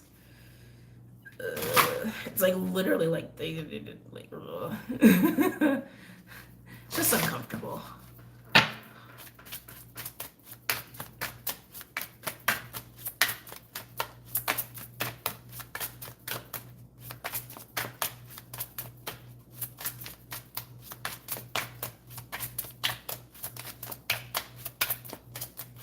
Can I get a card for my air signs? Gemini, Libra, Aquarius. Ooh. Okay, air signs, you guys are clearly processing a lot with the card that just came out. Seth just came out. God of War basically just came out with resentment underneath that. This card comes out when it's bringing up this relationship that we have with anger, resentment, vengeance, right? And how sometimes those emotions can really take hold of us like an entity almost, right? You see how he's like controlling that person of like, oh, we're gonna go take vengeance right now, right? The spirit of vengeance. Excuse me. Literally, that's what I'm getting. The spirit of vengeance. I'm getting this a couple ways, so take it as it resonates. Air signs. This card is coming up to highlight how you are in this very interesting period of time of coming into this realization of self and your relationship. I keep wanting to say the spirit of, and your relationship with the spirit of vengeance. And within that, for some of you, it's actually being on the receiving end of it versus the driver of it. So keep that in. For some of you, it's both, right? So either as the receiver of the spirit of vengeance, like people getting in that spirit of vengeance and then go, right? Or the opposite, or the other way, where it's like the spirit of vengeance being a driving force for you. And for some, it's both, right? Spectrum. I don't like that this card is here, but it needs to be spoken on, right? It needs to be spoken on, especially for my, okay, I know someone personally where I'm like, this is totally for someone I know personally.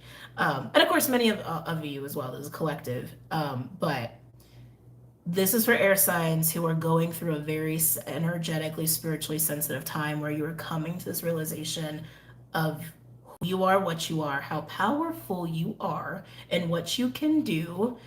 And when you come into that awareness also is reflected in your reality, where you also realize, like, maybe being on the receiving end of the spirit of vengeance, like why that's taken place, right? Because for a lot of us, where we become aware of, oh shit, I'm here to do this, right? Or maybe if you weren't always aware, but you just carried the energy around, right? It's like that can be very threatening to people. It can be activating to people, it can be threatening to people, it can be triggering to people, and also energies that don't want to see you shine or succeed in that, right? Want to do something about it. That's the kind of stuff I'm talking about. But I feel like you're becoming aware of that and learning how to insulate yourself, learning how to embrace self in face of that. And also with this card as well, the violet flame is really good for cleansing your field, right? For being like, oh no, get the fuck out of my field. No, no, no, not today, right? Very, very good for that. So if you've never utilized the violet flame and you feel like you struggle being subjected to external energies, I really recommend you start working with the violet flame. Just visualize it. Visualize it as a clearing agent or tool in your meditations or what have you. This is clearly for somebody who's very spiritual. Okay, sorry, calling a spade a spade. Yeah, so let's move on. Let's move on.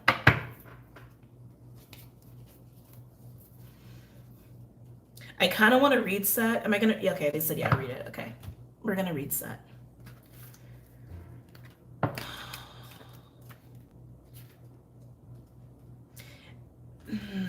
Some of you are going to become aware of archetypes and the different archetypes that are existing in your life, in your friends and family and loved ones, and even potential enemies. I'm actually hearing frenemies with that. Okay? Seth is the one who, out of jealousy, dismembered his brother Osiris into 14 parts, scattering them in the Nile to prevent their resurrection. He is identified as an evil deity and a bringer of chaos, desert, storms, and disorder. He is depicted with a human body and the head of an enigmatic animal, with a long curved snout that resembles that of an okapi. His name derives from place established by God. Seth puts you on your guard. You may experience unexpected accidents, moments of restlessness or resentment, conflicts or instability in emotional or commercial relationships. Moderate any attacks of uncontrolled anger. Remember, never resort to revenge in your life. All right. Also, that's the thing too, when we get activated or we become aware, it's like people react to that. I think I said that, but I don't remember. Anyway, moving on. Pulling from the animal deck here for my earth signs. This is going to be a long-ass video, I can already tell. We're only an hour and a half in. Gemini, Libra, Aquarius. Gemini, Libra, Aquarius. Gemini, Libra, Aquarius. I did see the otter, but I am picking up very strong otter energy, which is great. I love the otter. Otter is like 2 of Cups, 6 of Cups, lovers. It's the partnership card. It's the soul fam card. It's unconditional love. It's all those things. It's a really yummy card. That energy is available to you. That energy is available to you is all they want me to say. Okay. Air signs. Gemini. Ooh. Discomfort, Tarantula. This usually comes out when we have like a 2 of Wands energy or a crossroads, which again, I am getting that it's like you're hermiting or you're insulating and you're marinating on, I want to say like new insights, new clarity, new information. And you're like, what do we do? What does this mean? Right? It's like, that's what I'm getting with you. Like, what does this mean? So you're just sitting with it. Just sit with it. That's okay. You may feel pressured to do something with this new information, this new clarity, and there will be a time. You'll know. There will be a time. Don't let anyone pressure you, is also what I want to say. Yeah, don't let anyone pressure you through this procedure phase, this phase of work. Anything else for my air signs? Gemini, Libra, Aquarius.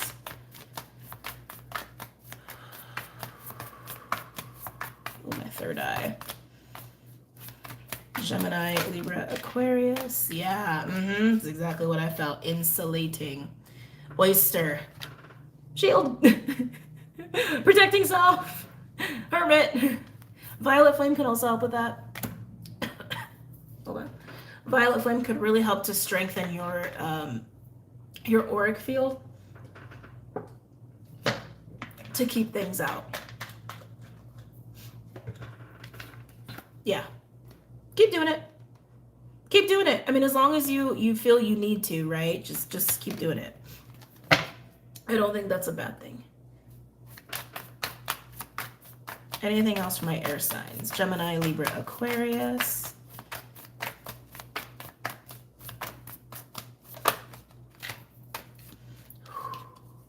Ooh, Tiger.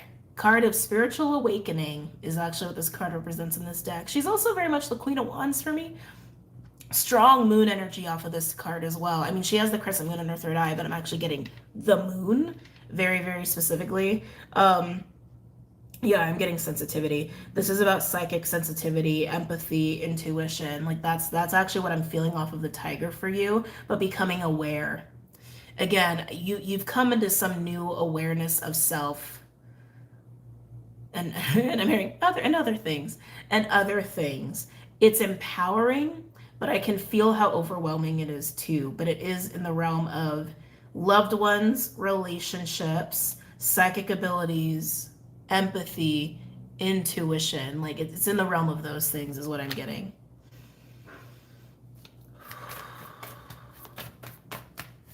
You're also gonna, oh man, air signs, this also might be why you're insulating, because you are seeing other people with that same clarity that you're seeing with yourself. So again, like family, loved ones, friends, coworkers, frenemies, enemies, like all those people, it's like you got a clear sight on them. And I just think it's overwhelming what you are becoming aware of. Especially with family. I'm getting coworkers too, like family and coworkers. People that you have needed to rely on or trust to like show up for you and do things, right? You know what I mean? It's like people that you have to consistently put your trust in is what I'm getting. Now, while it's empowering, it's also like, let me sit with this information, right? It's like that. It's like almost being privy to secrets in a way. Oh, excuse me.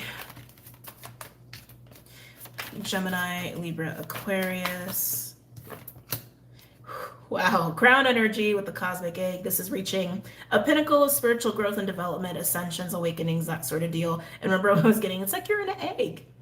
It's like you're in a little egg. And look, we've got a snake wrapped around that egg. I just feel like this is representing your growth of development, of awareness of self, awareness of others, and especially for anybody who's like a mystic, your spiritual development. See if any other ones want to come out here. You're realizing too that it's like for some of you that some of these people that you do have to take a stand with. I don't want to say against, I want to say a stand with, like being in your power with them, right? In the face of the spirit of vengeance, or in spite of, oh God, that one's hard, or in spite of the influence of the spirit of vengeance. I'm going to say that one more time because they're telling me to reiterate it. To take a stand with, to be in your power in the face of spirit of vengeance, right? Or in spite, and they're saying and in spite of the spirit of vengeance. Crazy reads today.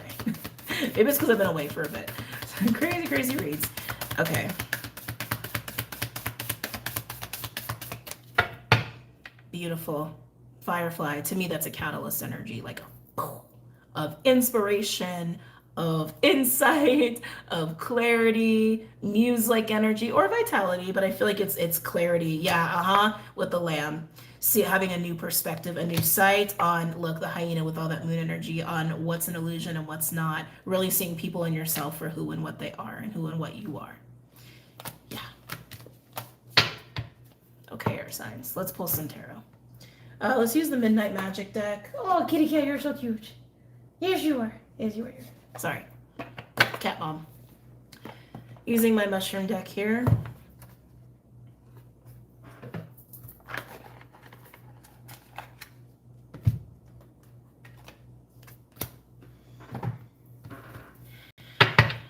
Okay.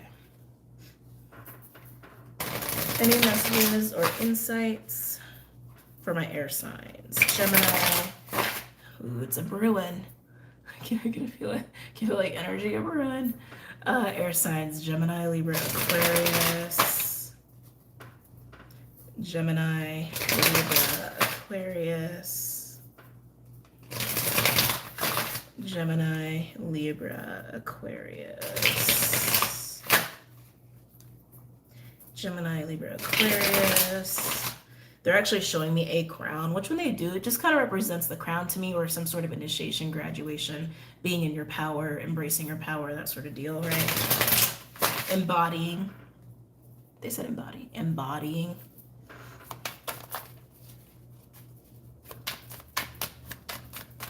Any other messages or insights from my air signs? Gemini, Libra, Aquarius.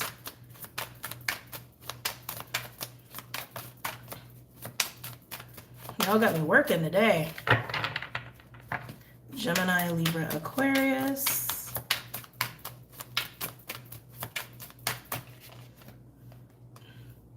Wow. 10 of Wands in reverse. That feels pretty damn good. I love this deck. It just got, you know, because every deck, excuse me. Every card in this deck has like a real mushroom on it, and it just gives like the name and whatnot, which I think is very cool. But 10 of Wands in reverse, this clarity, this insight, while you are sitting with it and maybe you're a little overwhelmed, it's also really liberating at the same time. It is. It is. It is. They really want me to say that. Yeah. Even if it's overwhelming or it's a lot and you like need to sit with it, you're liberated from something.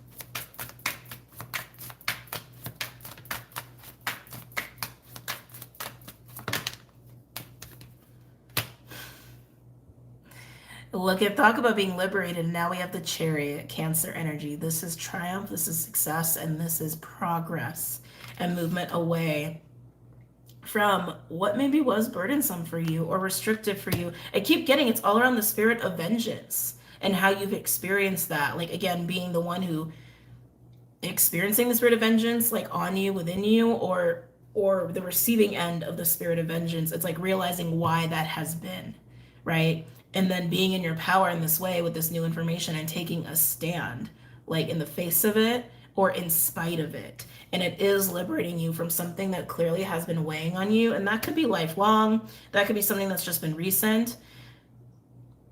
But it's actually what your soul's been wanting. And it's like, and you know it, but you're still sitting with it. That's the information. The information is like, holy shit, this is so liberating. Oh my God, I can be free. Like, ding, ding, ding, ding, ding, ding, right? But it's like, okay, let me sit for a minute before, right?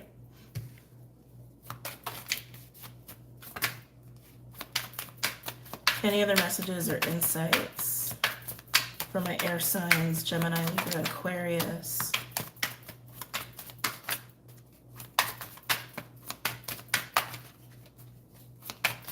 Gemini, Libra, Aquarius. Ooh. Four of Pentacles in reverse. There's a nice letting go energy with this. Sometimes the Four of Pentacles in reverse can feel like victimization, or it can feel like martyrdom, or like feeling powerless or helpless. I don't feel that way. I actually feel like, whew. It feels very soothing. Almost feels like water, actually. It feels like a cleansing, watery sort of a feel with the Four of Pentacles in reverse. I think you're also understanding this layer of the spirit of vengeance is like how it relates to the feeling of being of powerlessness, the feeling of vulnerability, the feeling of helplessness, right? So if you are on the receiving end of attacks, understanding that like whatever you are, what you're doing, or whatever is triggering that energy in another person, right? And vice versa, where maybe if you've been triggered by people, it's because that brings up that they trigger that feeling of helplessness or powerlessness within you, and then it brings about the spirit of vengeance, which again could just be war and anger and all that stuff. That's a piece that I think is clicking for you in how people respond to you and how you respond to people, right? Either way, or either. A little bit of math logic there, and or either. But I do feel like there is a letting go of this, a clearing of that dynamic in that relationship with the spirit of vengeance, and as it relates to your relationship with people. Clyde. Hold on. Oh, buddy. I know, I got my own little panther right here. He's just the best. He's just the best. Aren't you, buddy? Can I work now? Okay. All right. Anything else from my air signs? Yeah, like suddenly after this card, I feel so like, oh. I just feel so like relieved, cleansed in a way. People might accuse you of abandoning them. That's coming up pretty strongly. That feels very guilt trippy. Some guys are dealing with narcs as well. All right. Any other last cards that want to come out here for my air signs? Cat here. Gemini, Libra, Aquarius.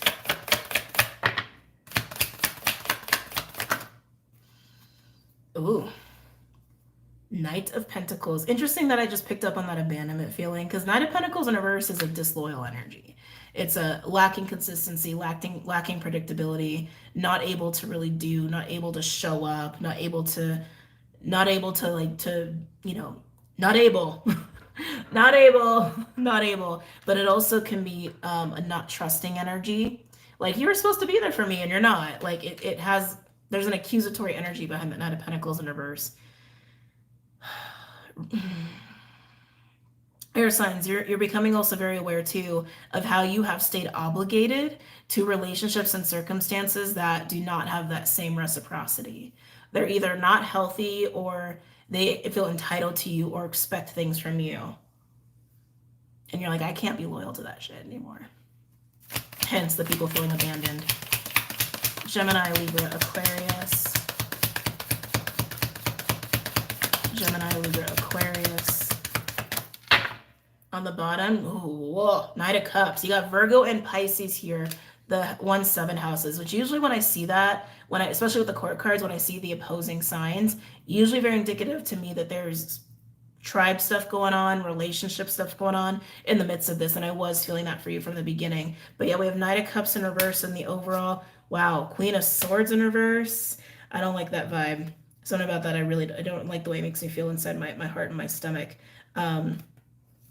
Yeah. Oh, okay. And then we get 7 of Pentacles with the Devil in reverse and the King of Wands in reverse and the Fool in reverse. This has been needing to happen. This has definitely been needing to happen. This overall energy is somebody who is very cold. Okay. Very cold. Very emotionally detached. Knight of Cups in reverse can be my inappropriate lover card. So this can be somebody who has like a very, just got drawn in my mouth. Cutting tongue. It could be a critical person, somebody who's not very like warm and fuzzy. Male or female doesn't matter, but queens are usually on the, like, they receive, right? But I feel like that's somebody you've been dealing with, so they might expect a lot of you and not really be giving a whole lot in return. And here you are with the 7 of Pentacles with evaluation of, what do I do here? Do I continue with this? Do I not? And then breaking away, right? Devil in reverse with the King of Wands in reverse and the Fool in reverse. Time to muster up that stand. Time to muster up that stand in a way that you haven't before. The Fool in reverse and King of Wands in reverse tells me you've had resistance from this, but it's been needing to be done. Yeah, it's been needing to be done. And again, this could be anybody. It could even represent multiple people, but it's just that realization of, oh, oh, I see them now because I see me now.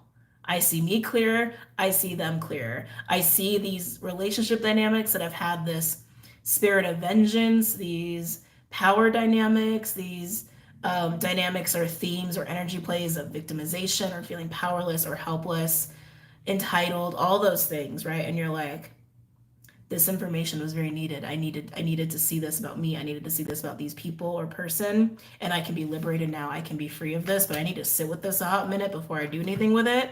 And then letting it go and not being devoted to any of those energies anymore by taking a stand and being in your power in the face of the spirit of vengeance, or in spite of, and or either in spite of the spirit of vengeance. Wow. A lot going on for my air signs. All right, guys, let's move on. Let's move it along. Move it along. We have 2 more elements to do. Okay. Whew, that one made me dizzy. Where are my dragons? Okay. Put you guys over there. Let me get a little sip of water. Take a little break. Like, oh, let me put my glasses back on.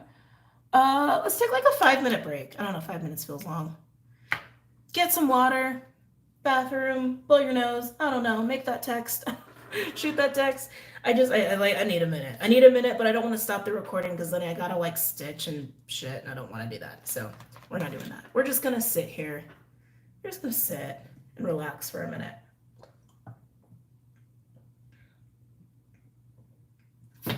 Who do I have left?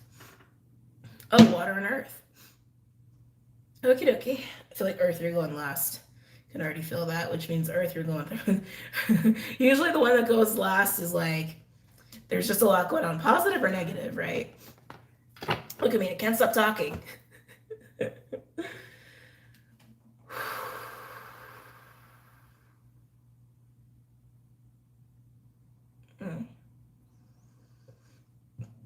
Oh, excuse me.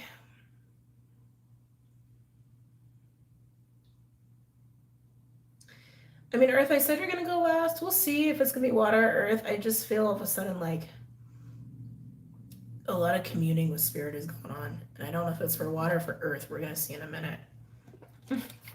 Even when I try to take a break, it's like, no. Can't.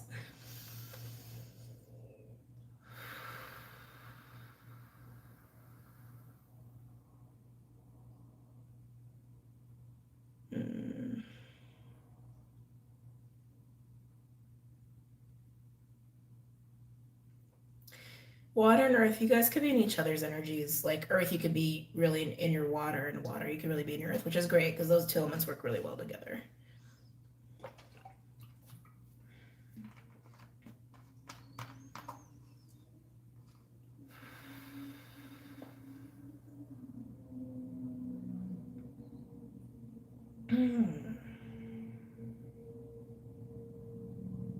It's funny because I was like, yeah, we're gonna do water, but now I can't stop feeling earth. So you know what? Yeah, we're gonna do earth next. We're gonna do the earthykins. And one more sip of water, and then we'll get started.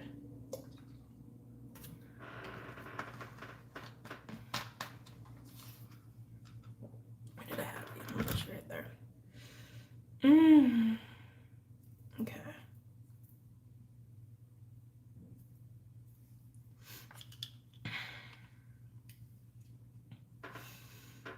Oh.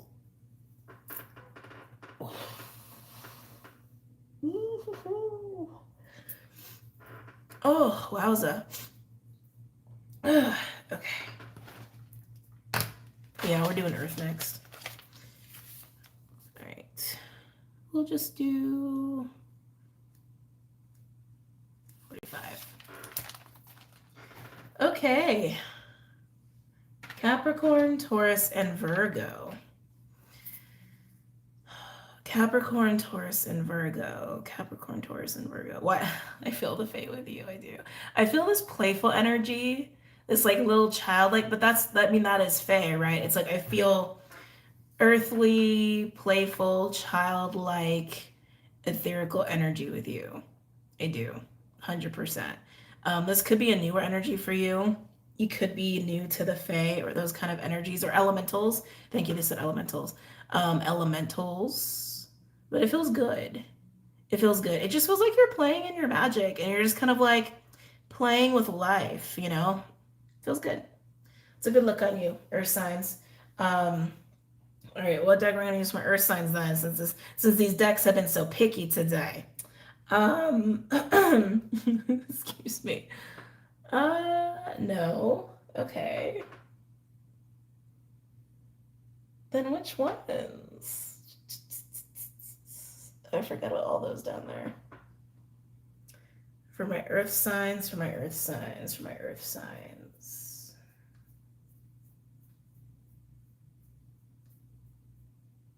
Or a new priestess of light. Okay. So many decks. We're going to be using this one for my earth signs. Okay? Capricorn, Taurus, Virgo. Any messages or insights for my earth signs? Can I get a card? Just one card for my earth signs. Capricorn, Taurus, Virgo. Yeah, it feels like you're playing, which feels good. It feels really nice. Capricorn, Taurus, Virgo.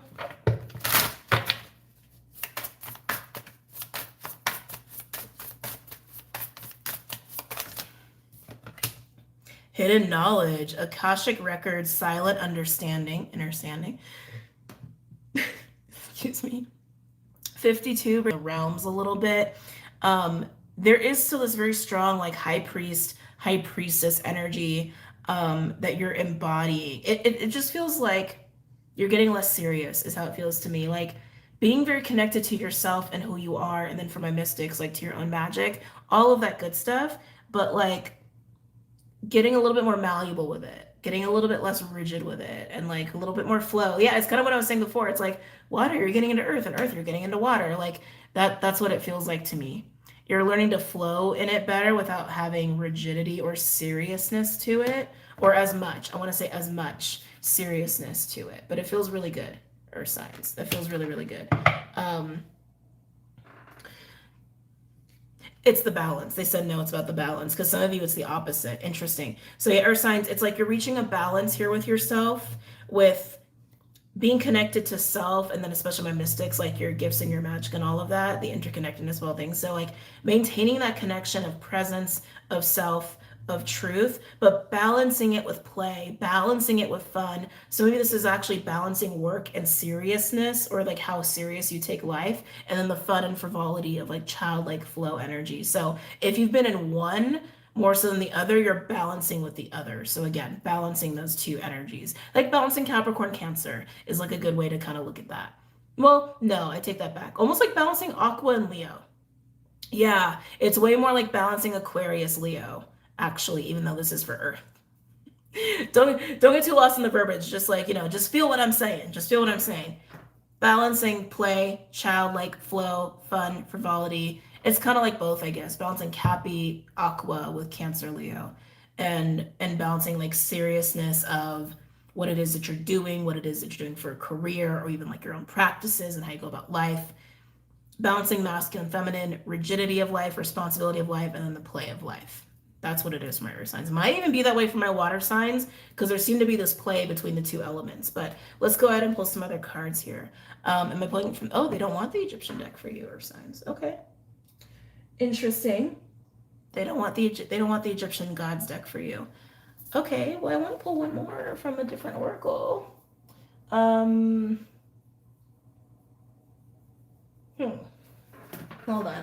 on.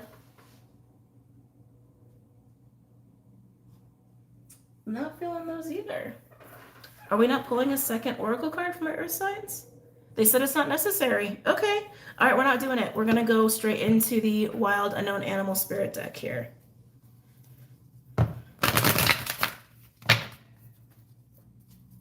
Are we sure?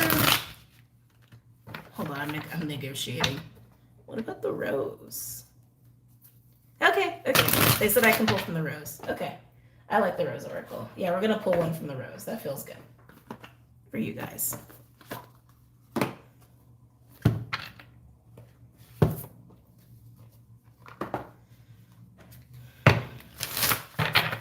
Can I get a card for my earth signs pertaining to the spread? Capricorn, Taurus, Virgo. Capricorn, Taurus, Virgo. Capricorn, Taurus, Virgo. Capricorn, Taurus, Virgo.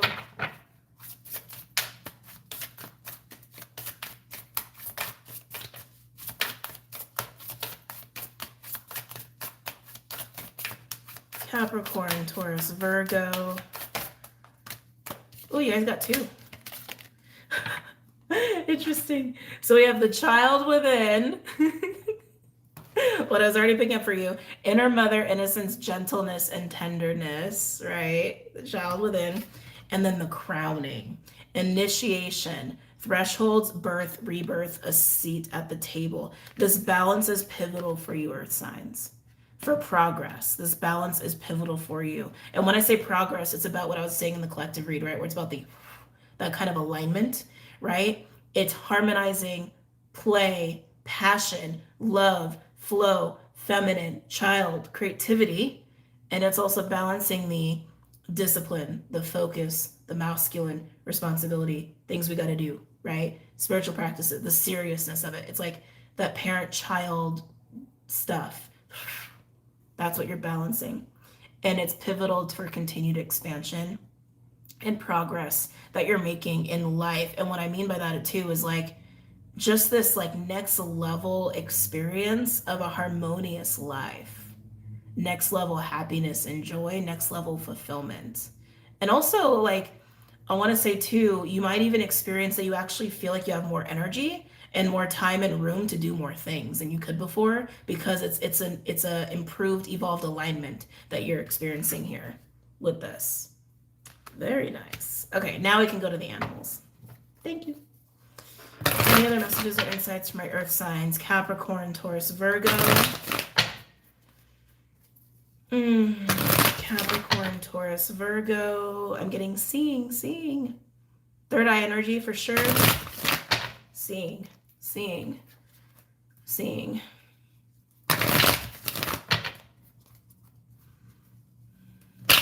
Who had that? Air had a lot of this like discernment and awareness that was coming online. It's a little different for you. It's definitely sight is what I'm getting. It's sight. So it's like third eye energy for sure, third eye opening. But it is almost very similar to air where it's like you're seeing through people more. You're seeing more of the true nature of people and self as a result of that too. So earth and air, you got kind of similar stuff going on there. But I feel like for you, it's very much third eye. Earth signs, very much third eye. Okay. Any messages or insights from my earth signs? Capricorn, Taurus, Virgo. Beautiful. To get this in an earth sign read, you have horse. Then this card, this is the mastery of earth. It is the multitasker, but she's not all about work. She's also about play, right? But this card is also like Queen of Pentacles, kind of Queen of Cups to me. You can see she's very graceful. She's very regal.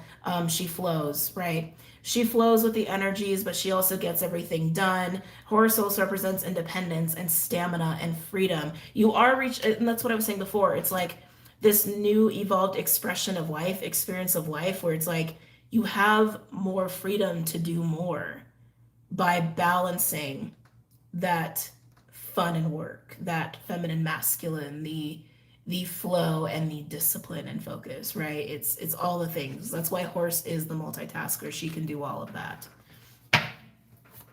He doesn't know. Anything else from my earth signs? Okay, air sign got tiger too. Tiger, spiritual awakening, also Queen of Wands energy. This is also passion, ferocity for life, sensuality as well. We like a tiger. We like a tiger energy. It's a very empowered energy. And then you can notice the third eyes are lit up too with the crescent moon on both of them. I kept getting third eye energy with you, super strong. Again, you're seeing the key to what freedom really is for you. What freedom, the experience of freedom in life is for you. And that balance is key. The balance I was speaking to before. Anything else from my earth signs? Capricorn, Taurus, Virgo. Much more improved way of doing things, efficient way of doing things is also what I'm hearing. But again, the key of play.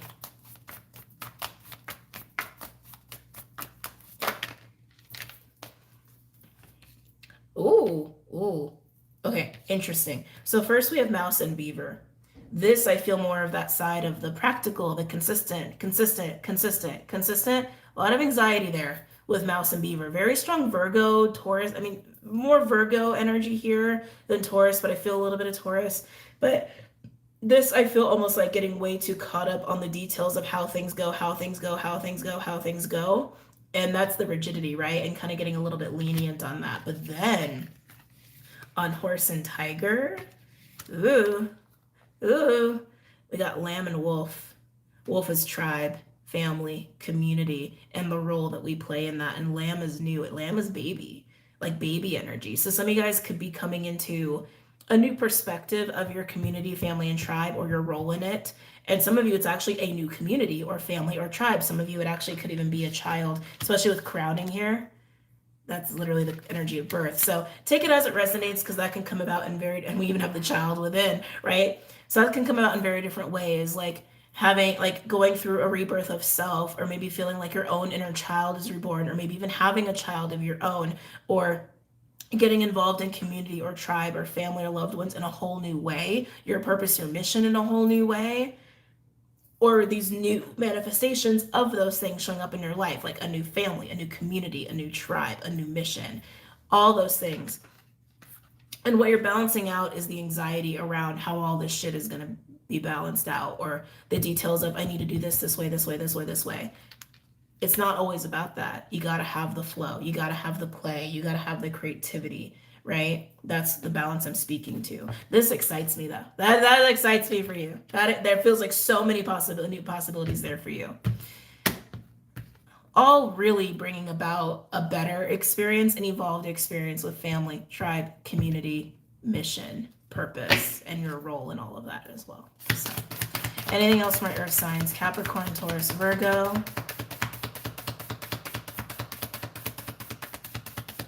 Capricorn, Taurus, Virgo. Ooh, we have oyster on the bottom.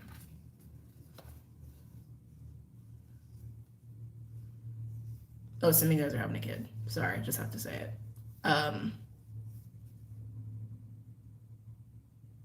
Okay. So just take my word for it. Some of you guys are having a child, and you already know that that's the case. I say that because we have oyster coming out as the overall, which is protection. It's like a protective, it's a boundary. It's like, I need to cultivate this. I need to cultivate this new balance. I need to cultivate this new way of being, or these potential changes with a new experience of life, fulfillment, family, tribe, community, purpose, all of that. Like, I need to be diligent of like letting that grow into something that has like its own foundation. And then I don't need to have such strong boundaries with it, right? But then we get this. We got Stingray. It's like King of Cups energy. This is spiritual, emotional strength. Golden Egg, heart chakra, the bear. And I was getting kind of like Mama Papa Bear. Like, that's a protective energy. Sometimes this card comes out when we're coming out of a period of isolation or darkness. But this also speaks to strength and like how we do protect things that are precious to us until they're ready to come out into the world. And then look, we got Otter and Sea Serpent. Sea Serpent, the sacral chakra. Otter is unconditional love and partnership and family. I just keep getting like strong, hold on. I know it's a lot, but bear with me. I keep getting strong, like protect the egg. That's what I'm getting. Like, some of you guys might be literally having a kid. Like, sacral is almost like, I feel like I'm looking at like that, like the sperm meets the egg, right? Like, protect the egg, protect that, like womb space, mama space. Some of you guys, that's totally what it is. But it really is just coming down to cultivating and co-creating the life that you want that has this new level of fulfillment. And with that, it's about being less rigid of how things go, the black and white, and encompassing more of flow, of play, of fun, frivolity. And with that, you are getting a new experience in family, loved ones, community, mission, tribe, all of that stuff, all that stuff. And I can see that you are like wanting to like protect it and have like boundaries around whatever it is that you're cultivating and co-creating. And that's totally fine, because sometimes we need to do that. And then you can like really birth it out into the world. But I feel like it's being birthed now with this new way of being in your balance. Okay. Whew. It's a lot. There's a lot going on there. Okay. Cards. I was like, what was I doing? Oh yeah, cards. That's what I was doing. Unicorns. We're doing unicorns? We're doing unicorns for my earth signs. What time is it? Sorry, guys. I gotta just stay on top of things. Okay. Okay. All right.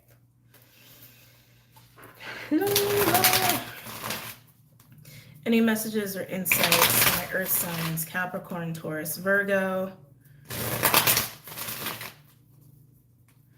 Capricorn, Taurus, Virgo.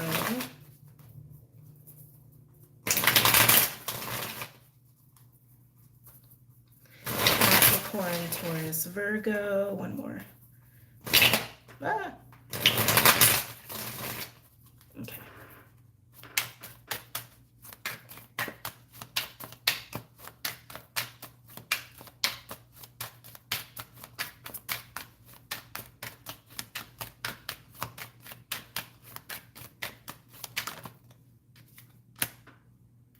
Interesting. King of Swords in reverse, coming out on Lamb and Wolf about this the the new experience of life is what I'm just going to call it, because it can come in so many different forms for you, like a child or a project, a business. But with Wolf, there's other people involved in it, where it's a sense of community or a group or a tribe or a family. But I also can feel that sense of purpose and mission again, where you're not being so rigid.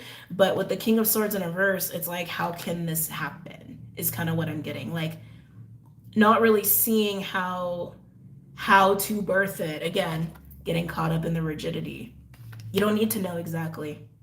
You just need to know what's going on today, right? And what steps you can take in the foreseeable future. You don't need to, it's like you don't need to have the full manifestation of it now, right? It's like, let the seed be the seed, let the egg be the egg, and then let it birth how it wants to birth, right? It's like, but I can feel it with the King of Swords in reverse, like, how? Don't get caught up on the how. And then Queen of Pentacles. Of course, Queen of Pentacles, Capricorn energy. There's also earth and water, but like I said, horse energy, and there she is with the Queen of Pentacles, just wanting to be in the earthly plane, right? Like how things go. Again, you don't need to know exactly how. You just need to know the present moment and foreseeable future and what steps you can take towards cultivating. Okay. Anything else from, oh my gosh, so hot. Anything else from my earth signs? Wow, another queen. We got Queen of Wands. The passion is there. The passion to create this is there. I really want to say harness that. That's where some of the magic of birthing whatever this is comes into play, because it's also embodying that into your balance, right? Fun, passion, right? Not necessarily rules and practicality and logic, right? It's the passion and it's the flow. It's the magic. Anything else for my earth signs? Capricorn, Taurus, Virgo.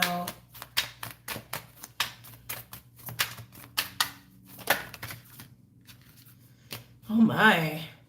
Eight of Pentacles in reverse. Okay, earth signs, like I said, balance is key here. The balance is key. I can see you're getting caught up in the physical. You're getting caught up in the how, the logic, the rigidity, right? Eight of Pentacles in reverse is like, why do I feel like this isn't working?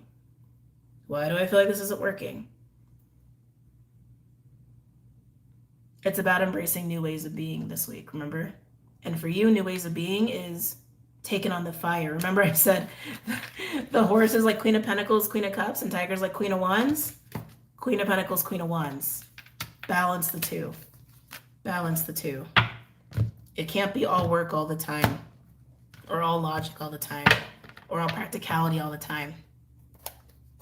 Oh. Okay.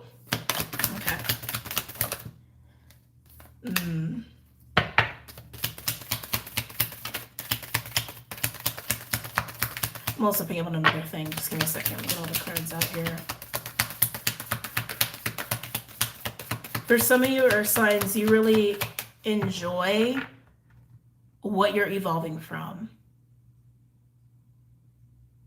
And that might be creating a little bit of resistance, but I do feel that for some of you. Like, I don't want all of this to change.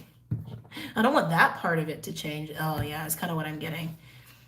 Queen of Wands and the Ten of Cups in reverse. This part of you that wants play and fun, and I keep getting the word frivolity, which I think is really cute actually, is not very content and is not very happy in this present moment with how things have been. The Queen of Pentacles part of you might be, which is why you're like, I don't know if I want to like give into that. But your soul's like, give into that. Give into that.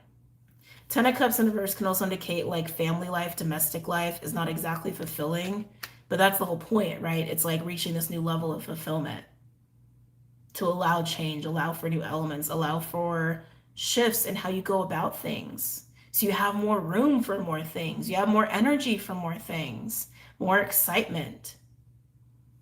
Don't get stuck in here. Do not get stuck in here, signs. Down here and even like lower, sacral, root. Overall, we have Five of Cups in reverse. Six of Swords, which I do like, right? This is like, it feels slow. It feels slow. It feels like slow acceptance of like, okay, I can see how things need to change and I can give this a try. It's not very convincing. I gotta be honest, there's signs. It's not very convincing. Yeah. Ooh. Ooh. I'm not going to get into those. It doesn't really matter. It's just kind of reiterating the same message. This can be beautiful. Okay, Earth signs. This can be really beautiful if you give yourself permission. Let go. I'm getting like devilish energy. Let go. Just let go. Let the fuck go. Okay, sorry. Take your hands off the wheel for a hot minute. Give yourself that permission to be in your fire, to be in your passion, to be in your water, to not be in earth. Give yourself permission to do so. It's going to provide you more vitality and inspiration to adapt to this new balance that can be key to these changes with community and tribe and family and loved ones and mission and purpose and all of that. Again, this like new experience of life in a fulfilling way, in a more fulfilling way. Evolved fulfillment is kind of how it's coming through. But it's to do that, you gotta let go. You gotta let go of why you've been doing things the way you've been doing them.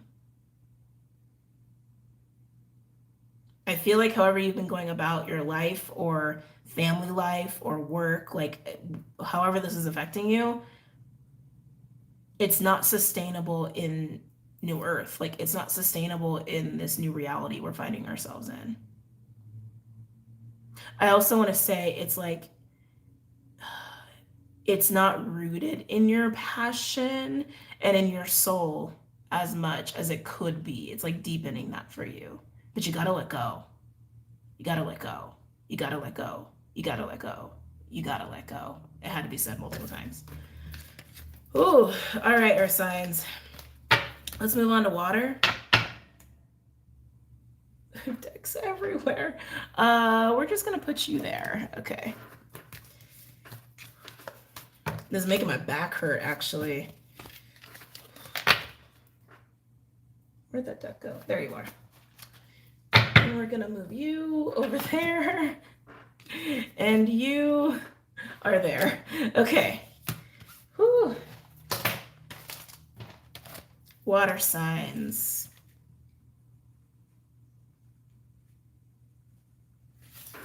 Yes, very, very long read. Very, very long read. All right.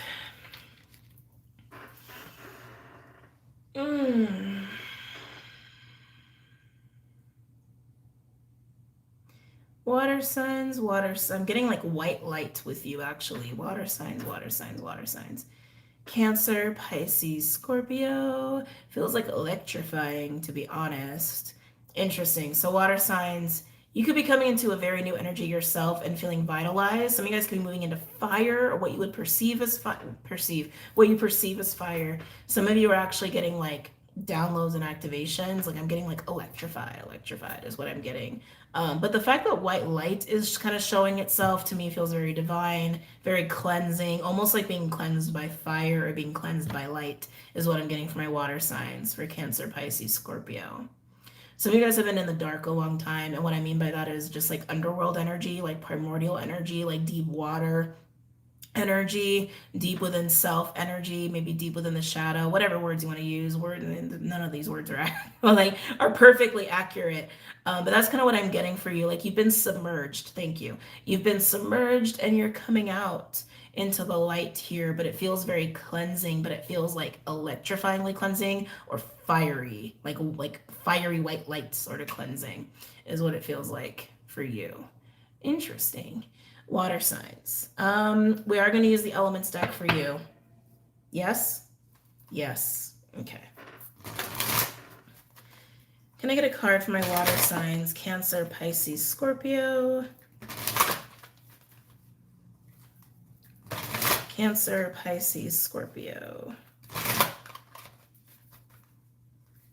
Cancer, Pisces, Scorpio.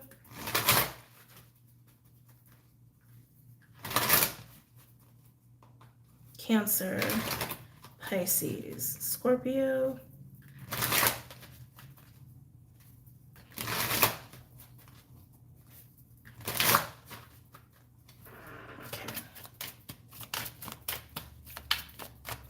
I get a card for my water signs, Cancer, Pisces, Scorpio.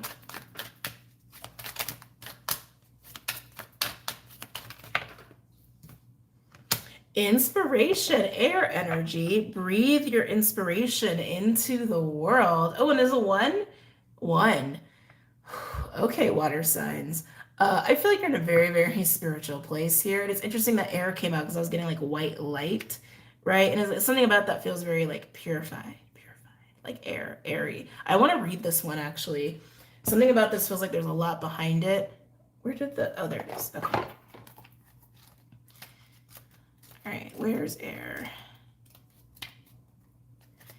Inspiration. Feel the air around you. Breathe it into your lungs. Deep breaths in and out. Allow the breath to fill you with the inspiration to create the life you want. Breathing deeply allows this vital energy to flow through you into all parts of you. This brings new ideas into your life and allows for growth and expansion. Take time each day to focus on breathing deeply. When you feel stuck or stale, when you feel you need a lift, take a breath and allow it to fill you up. Then let this divine inspiration create through you what you desire in this life. It's almost like you're breathing in that white light, and it is lightening you, it is purifying you, it's clearing you, cleansing you. Keep feeling that there. If you guys have been getting stuck, it's like, I don't know, I'm getting like a muddy sort of a feeling, like almost being stuck in like routine or the mundane, or again just even like those like submerged, like almost like you've been submerged by the mundane or normalcy or what has been your normalcy. I really want to say allow yourself to take a different look at what's around you. Like how can you like approach like your normal day life with creativity or just doing things a little differently? You know what I mean? It's like when you do the same thing over and over or you have too much routine, it is stagnancy. It is like it's a form of rigidity, kind of what I was getting with earth signs actually. I feel like it's about getting out of that by taking a different look at things around you. And for some of you, it's like literally like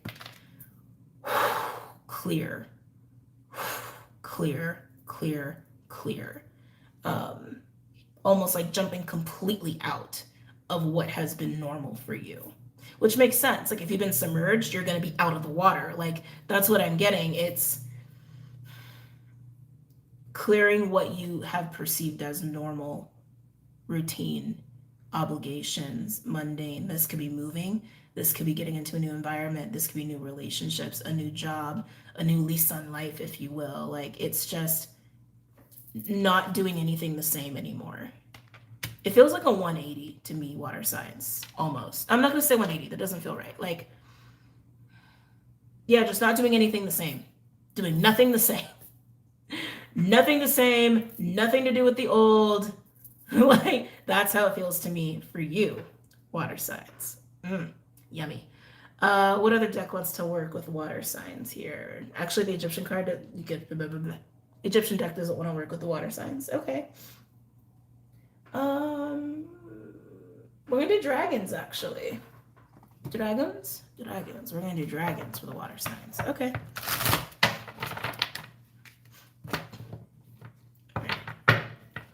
Cancer, Pisces, Scorpio. Cancer, Pisces, Scorpio.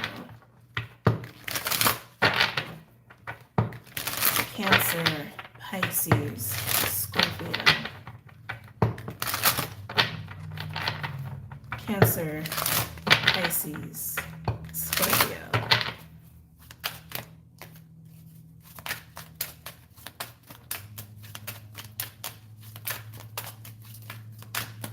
Cancer, Pisces, Scorpio. Cancer, Pisces, Scorpio. What do the dragons want to say? It's funny because who was it? I think it was Air who had the dragon. I could be wrong. I thought it was Air that had the dragons. Remember I was saying like a red dragon? So water and air, literally water gets air. Water and air might have something going on there.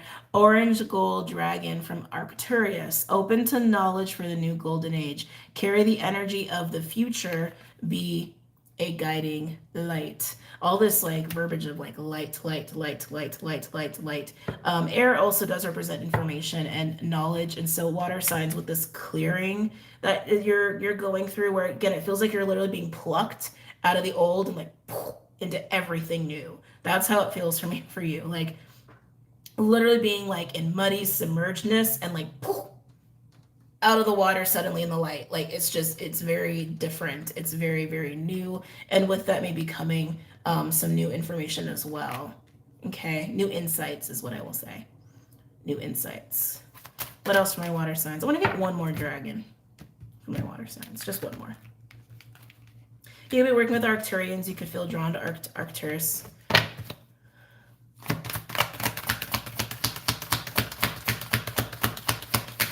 Or being or scribe, like writing. That's what it just came through to, writing or scribe work. Oh. Kuan Yin's pink dragon. It wasn't that yummy. Brings firm love that resets your karmic balance. See all your cords dissolved by transcendent love. I keep hearing light, light, light, light, light. Enjoy your freedom. Look for the divine around you. So just like Earth, you're having a whole new experience of life as well, water signs. And while for Earth, it seemed more like embracing like water and fire, embracing passion and embracing fun and frivolity, that flowy energy. Water signs, it almost seems like for you, it's embracing like air. Like literally going from the water to the sky.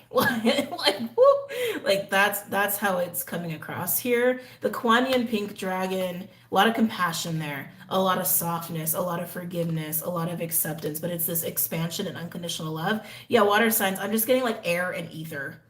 Like if earth signs are embracing fire and water, you're embracing air and ether as elements, if you will, for this transition into a new experience of life. Wow.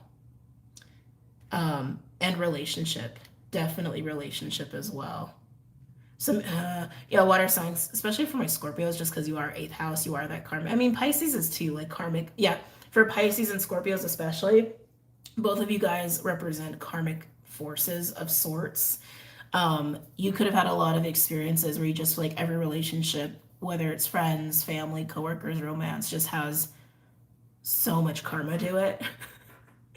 So much karma. So much. Can we just take it easy on the karma for one relationship or one friendship? Is that possible? Like kind of that feel. You don't have to have those experiences anymore for whoever this is resonating for. Let's go ahead and pull some animals for you guys. For my water signs. Cancer, Pisces, Scorpio.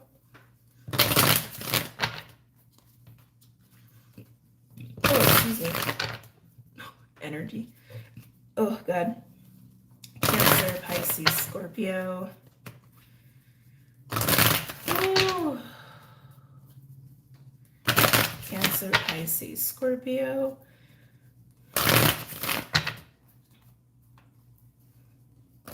Cancer, Pisces, Scorpio.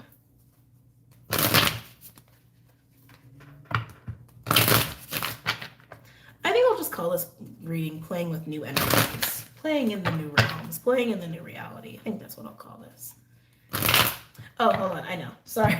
Sorry, it just hit me and I don't want to lose it. Because you know how I am. I just get caught up. I'll do it on this side.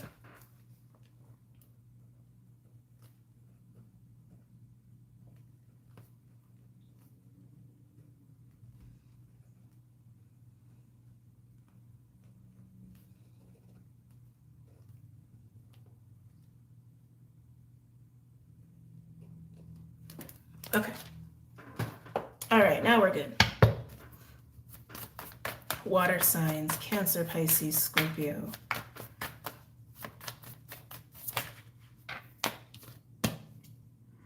Fishy fish. So water energy. This is about surrender. This is about flow coming in here. Okay. Not hating that. Not hating that. Some of you guys could really benefit from some breath work. Well, I've been getting defenses. Something just felt like wall. Some of you, this is coinciding with a breakdown in your defenses. Like emotional defenses, guarding oneself. You know, you guys know what defenses mean. Where you've actually been blocking out, like to an extent, things, concepts, people that resemble air and ether in a way, and light. Ooh, interesting. Why would that be? I can already hear some of you guys go, no, I'm not doing that. Well, then maybe it's not your reading, or maybe you just don't want to hear it. Blind devil's advocate there, just saying. When we have walls and defenses, it's not like we can keep all of that out, you know? Because light is also love. It is. It is. Ooh, my back is like, ooh. Some of you guys have been blocking out ether, air, spirit to an extent. I can feel the denial. Oh my God, I can feel it from you guys so strongly. Like, no. Yeah. I said to an extent. It's not like you can block out these things 100%. You know what I mean?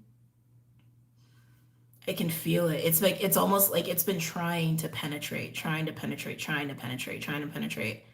There's been a defense. There's been a wall of some sort, which to me says resistance. But anyway, so this is that falling away with fish. And then we have hummingbird. Hummingbird is a burst of positive energy. You can see all the rainbow around it. Sometimes I look at it as a divine timing card, or like a be present now.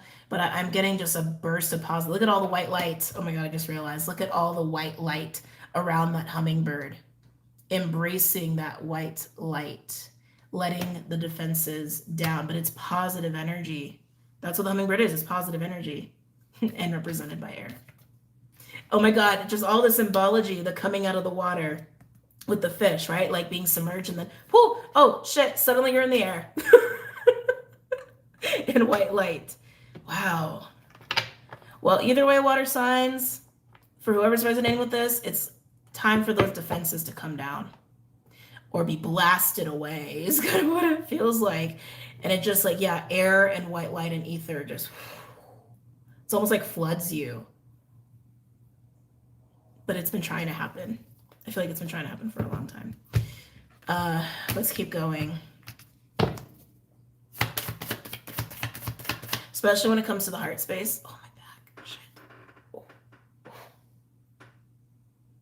Oh. Especially when it comes to the heart space. The heart space is actually the element of air. If you've had breathing problems, back problems, tension in your shoulders, your neck, all that stuff, that's all air. That's all air and heart chakra. Kuan Yin, Pink Dragon, unconditional love. Higher heart chakra is what I just heard. Higher heart chakra is going to be opening for some of you. And yeah, it's like it's letting in the air. It's letting in life. It's letting in light. It's letting in ether. In a way that a part of you has been resisting. Anyway. Anything else for my water signs? Cancer, Pisces, Scorpio.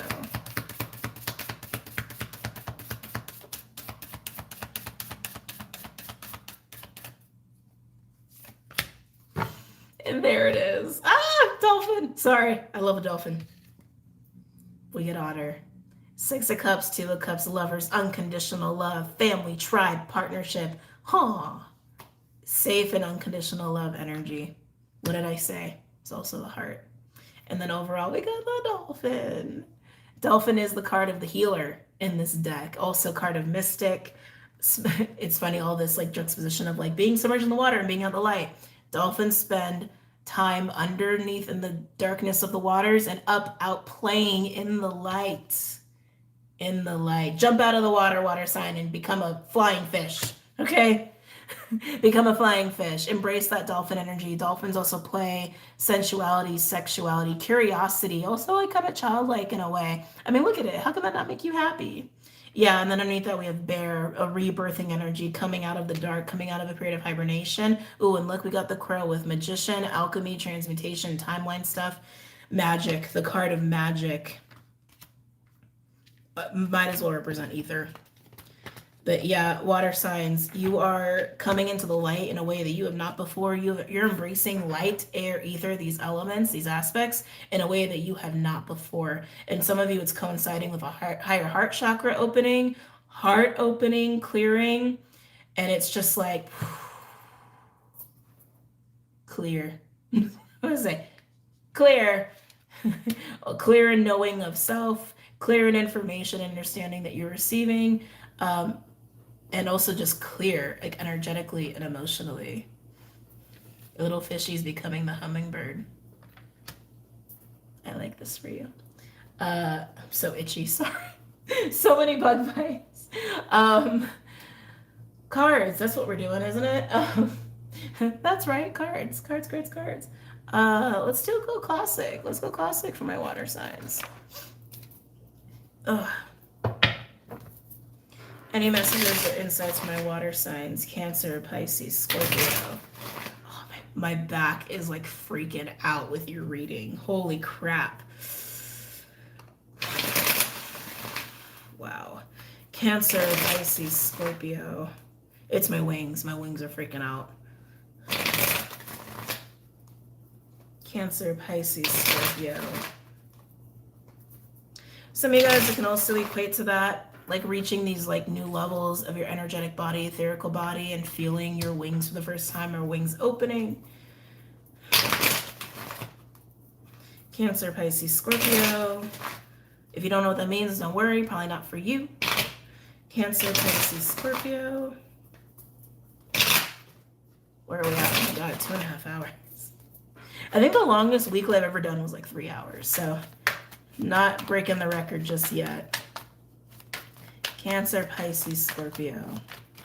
Although we'll see, we're just getting into the tarot portion. Cancer, Pisces, Scorpio. My water signs. The Eight of Swords almost came out. It kind of went like, hi. The wall. The wall of air, no less. Ooh. Oh, no wonder. Oh my God. No wonder my back is killing me with you. Look at this. Look at this. Look at this. Look at this. Look at this. Queen of Pentacles in reverse, the Ten of Swords in reverse, and the King of Pentacles. That wall is from being freaking stabbed in the back. No wonder my back is hurting so badly. It's this sense of pain. It's pain. Sorry, I'm getting like upset for some reason. But that's what it is. That's why the wall is there. That's why the wall is there. It's this feeling of betrayal, disappointment, that shouldn't have happened sort of vibes between you and another person. Some of y'all are blaming spirit for something, but the fact that it's like literally the King and Queen of Pentacles, it's like the King and Queen of Pentacles, they are the partners, right? I'm starting to not like the word counterparts, so I'm trying to get away from that. The reason I'm not liking it is because the word counter, like villain, like that's kind of like what it makes me think of. But anyway, I'm gonna say the partners, the true partners of earth elements, Taurus and Capricorn here in the tarot. This itchy, sorry. Just one of my ankles making crazy. I've got like 6 around my ankle. Coming back. I'm sorry. The partners of earth, right? So money, work, career, practical stability, financial security, financial health, even health, where something in terms of a relationship that you experienced, or many relationships, some of you for some of you, it's your relationship with spirit, relationship with self, where you feel misled. You have felt misled, or taken advantage of. But I feel like that's because there's something that hasn't been clear to you.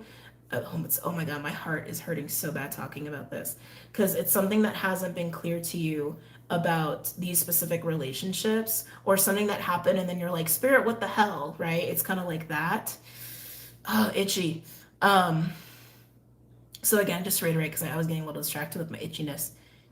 Whether this represents a relationship of some kind, or many relationships, or your relationship with you, or your relationship with spirit, it's representing events or an event that has taken place where it was like, that shouldn't have happened. That was unfair to me. Or maybe where you even betrayed yourself for the sake of other people, or for the sake of money, or for the sake of a job. But I keep getting that for some of you, it was almost like this accusation to spirit of like, why did you put me in this position? Or why did this even happen? Like that, it's just unfair. That's creating the wall, that's fueling the wall. It's something that you've experienced that you got a lot of anger about, that again you feel like was very unfair and came with a lot of pain. Can't believe that those cards came out like that. It's just so clear cut. Anything else for my water signs? Cancer, Pisces, Scorpio.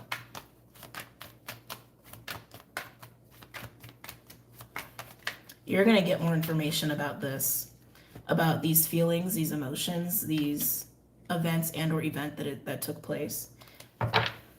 And I think having that missing information actually like perpetuates the wall, right? Kind of what I got that one of the, like someone's reading one of the elements of the collective, like healing information. They're going to get healing information about this. Anything else for my water signs? Cancer, Pisces, Scorpio.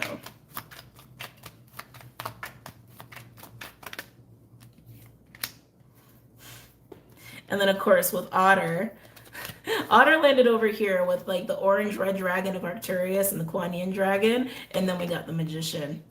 Crow, the crow energy that I showed you before, right? It's alchemy, it's having all your tools, it's being in flow with energy, with the universe, being able to adapt and co-create the life you want. This is stopping you, man. It is. Excuse me. Everyone in their reading has had something that's kind of been hindering them or getting in their way. This is stopping you from this beautiful, beautiful energy. Anything else for my water signs? Cancer, Pisces, Scorpio.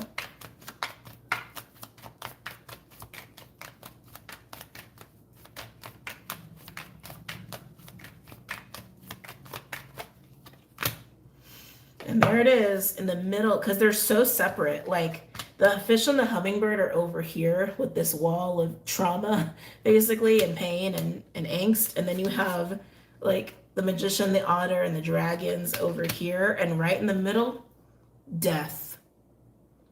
Be done. Clear. Clear. And step into this. Such a clear reading, water signs. With this submerged energy too, it's not, for some of you, it's not about you being submerged. It's about this piece of you. This, oh gosh, it literally feels like there's a knife in my back. It's about this piece of you, this memory, this trauma that you've been keeping submerged, like a little treasure in your treasure chest that you've been keeping submerged. It's time. It's time.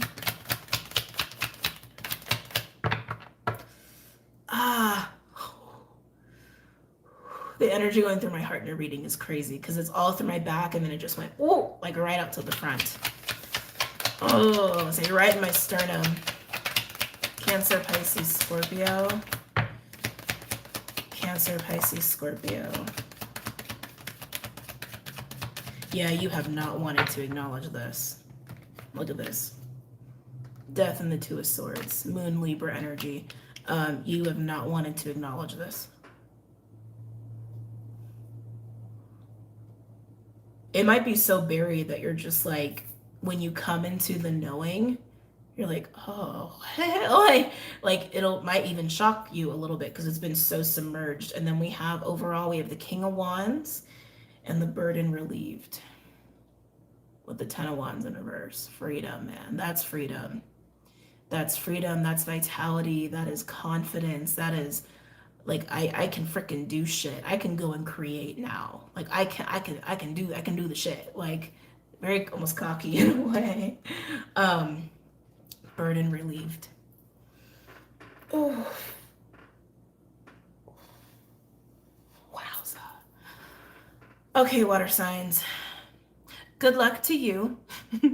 Good luck to everyone who hung out with me all the way to the end. I hope you really enjoyed this reading, and I hope you have an amazing week of exploring the new, the self, the beautiful gifts that are coming in, the beautiful relationships that are coming in, the healing information that's coming in, and just play and have fun and enjoy whatever it is that you're co creating in your life. Okay? I love you all. Take care, and I will see you again soon.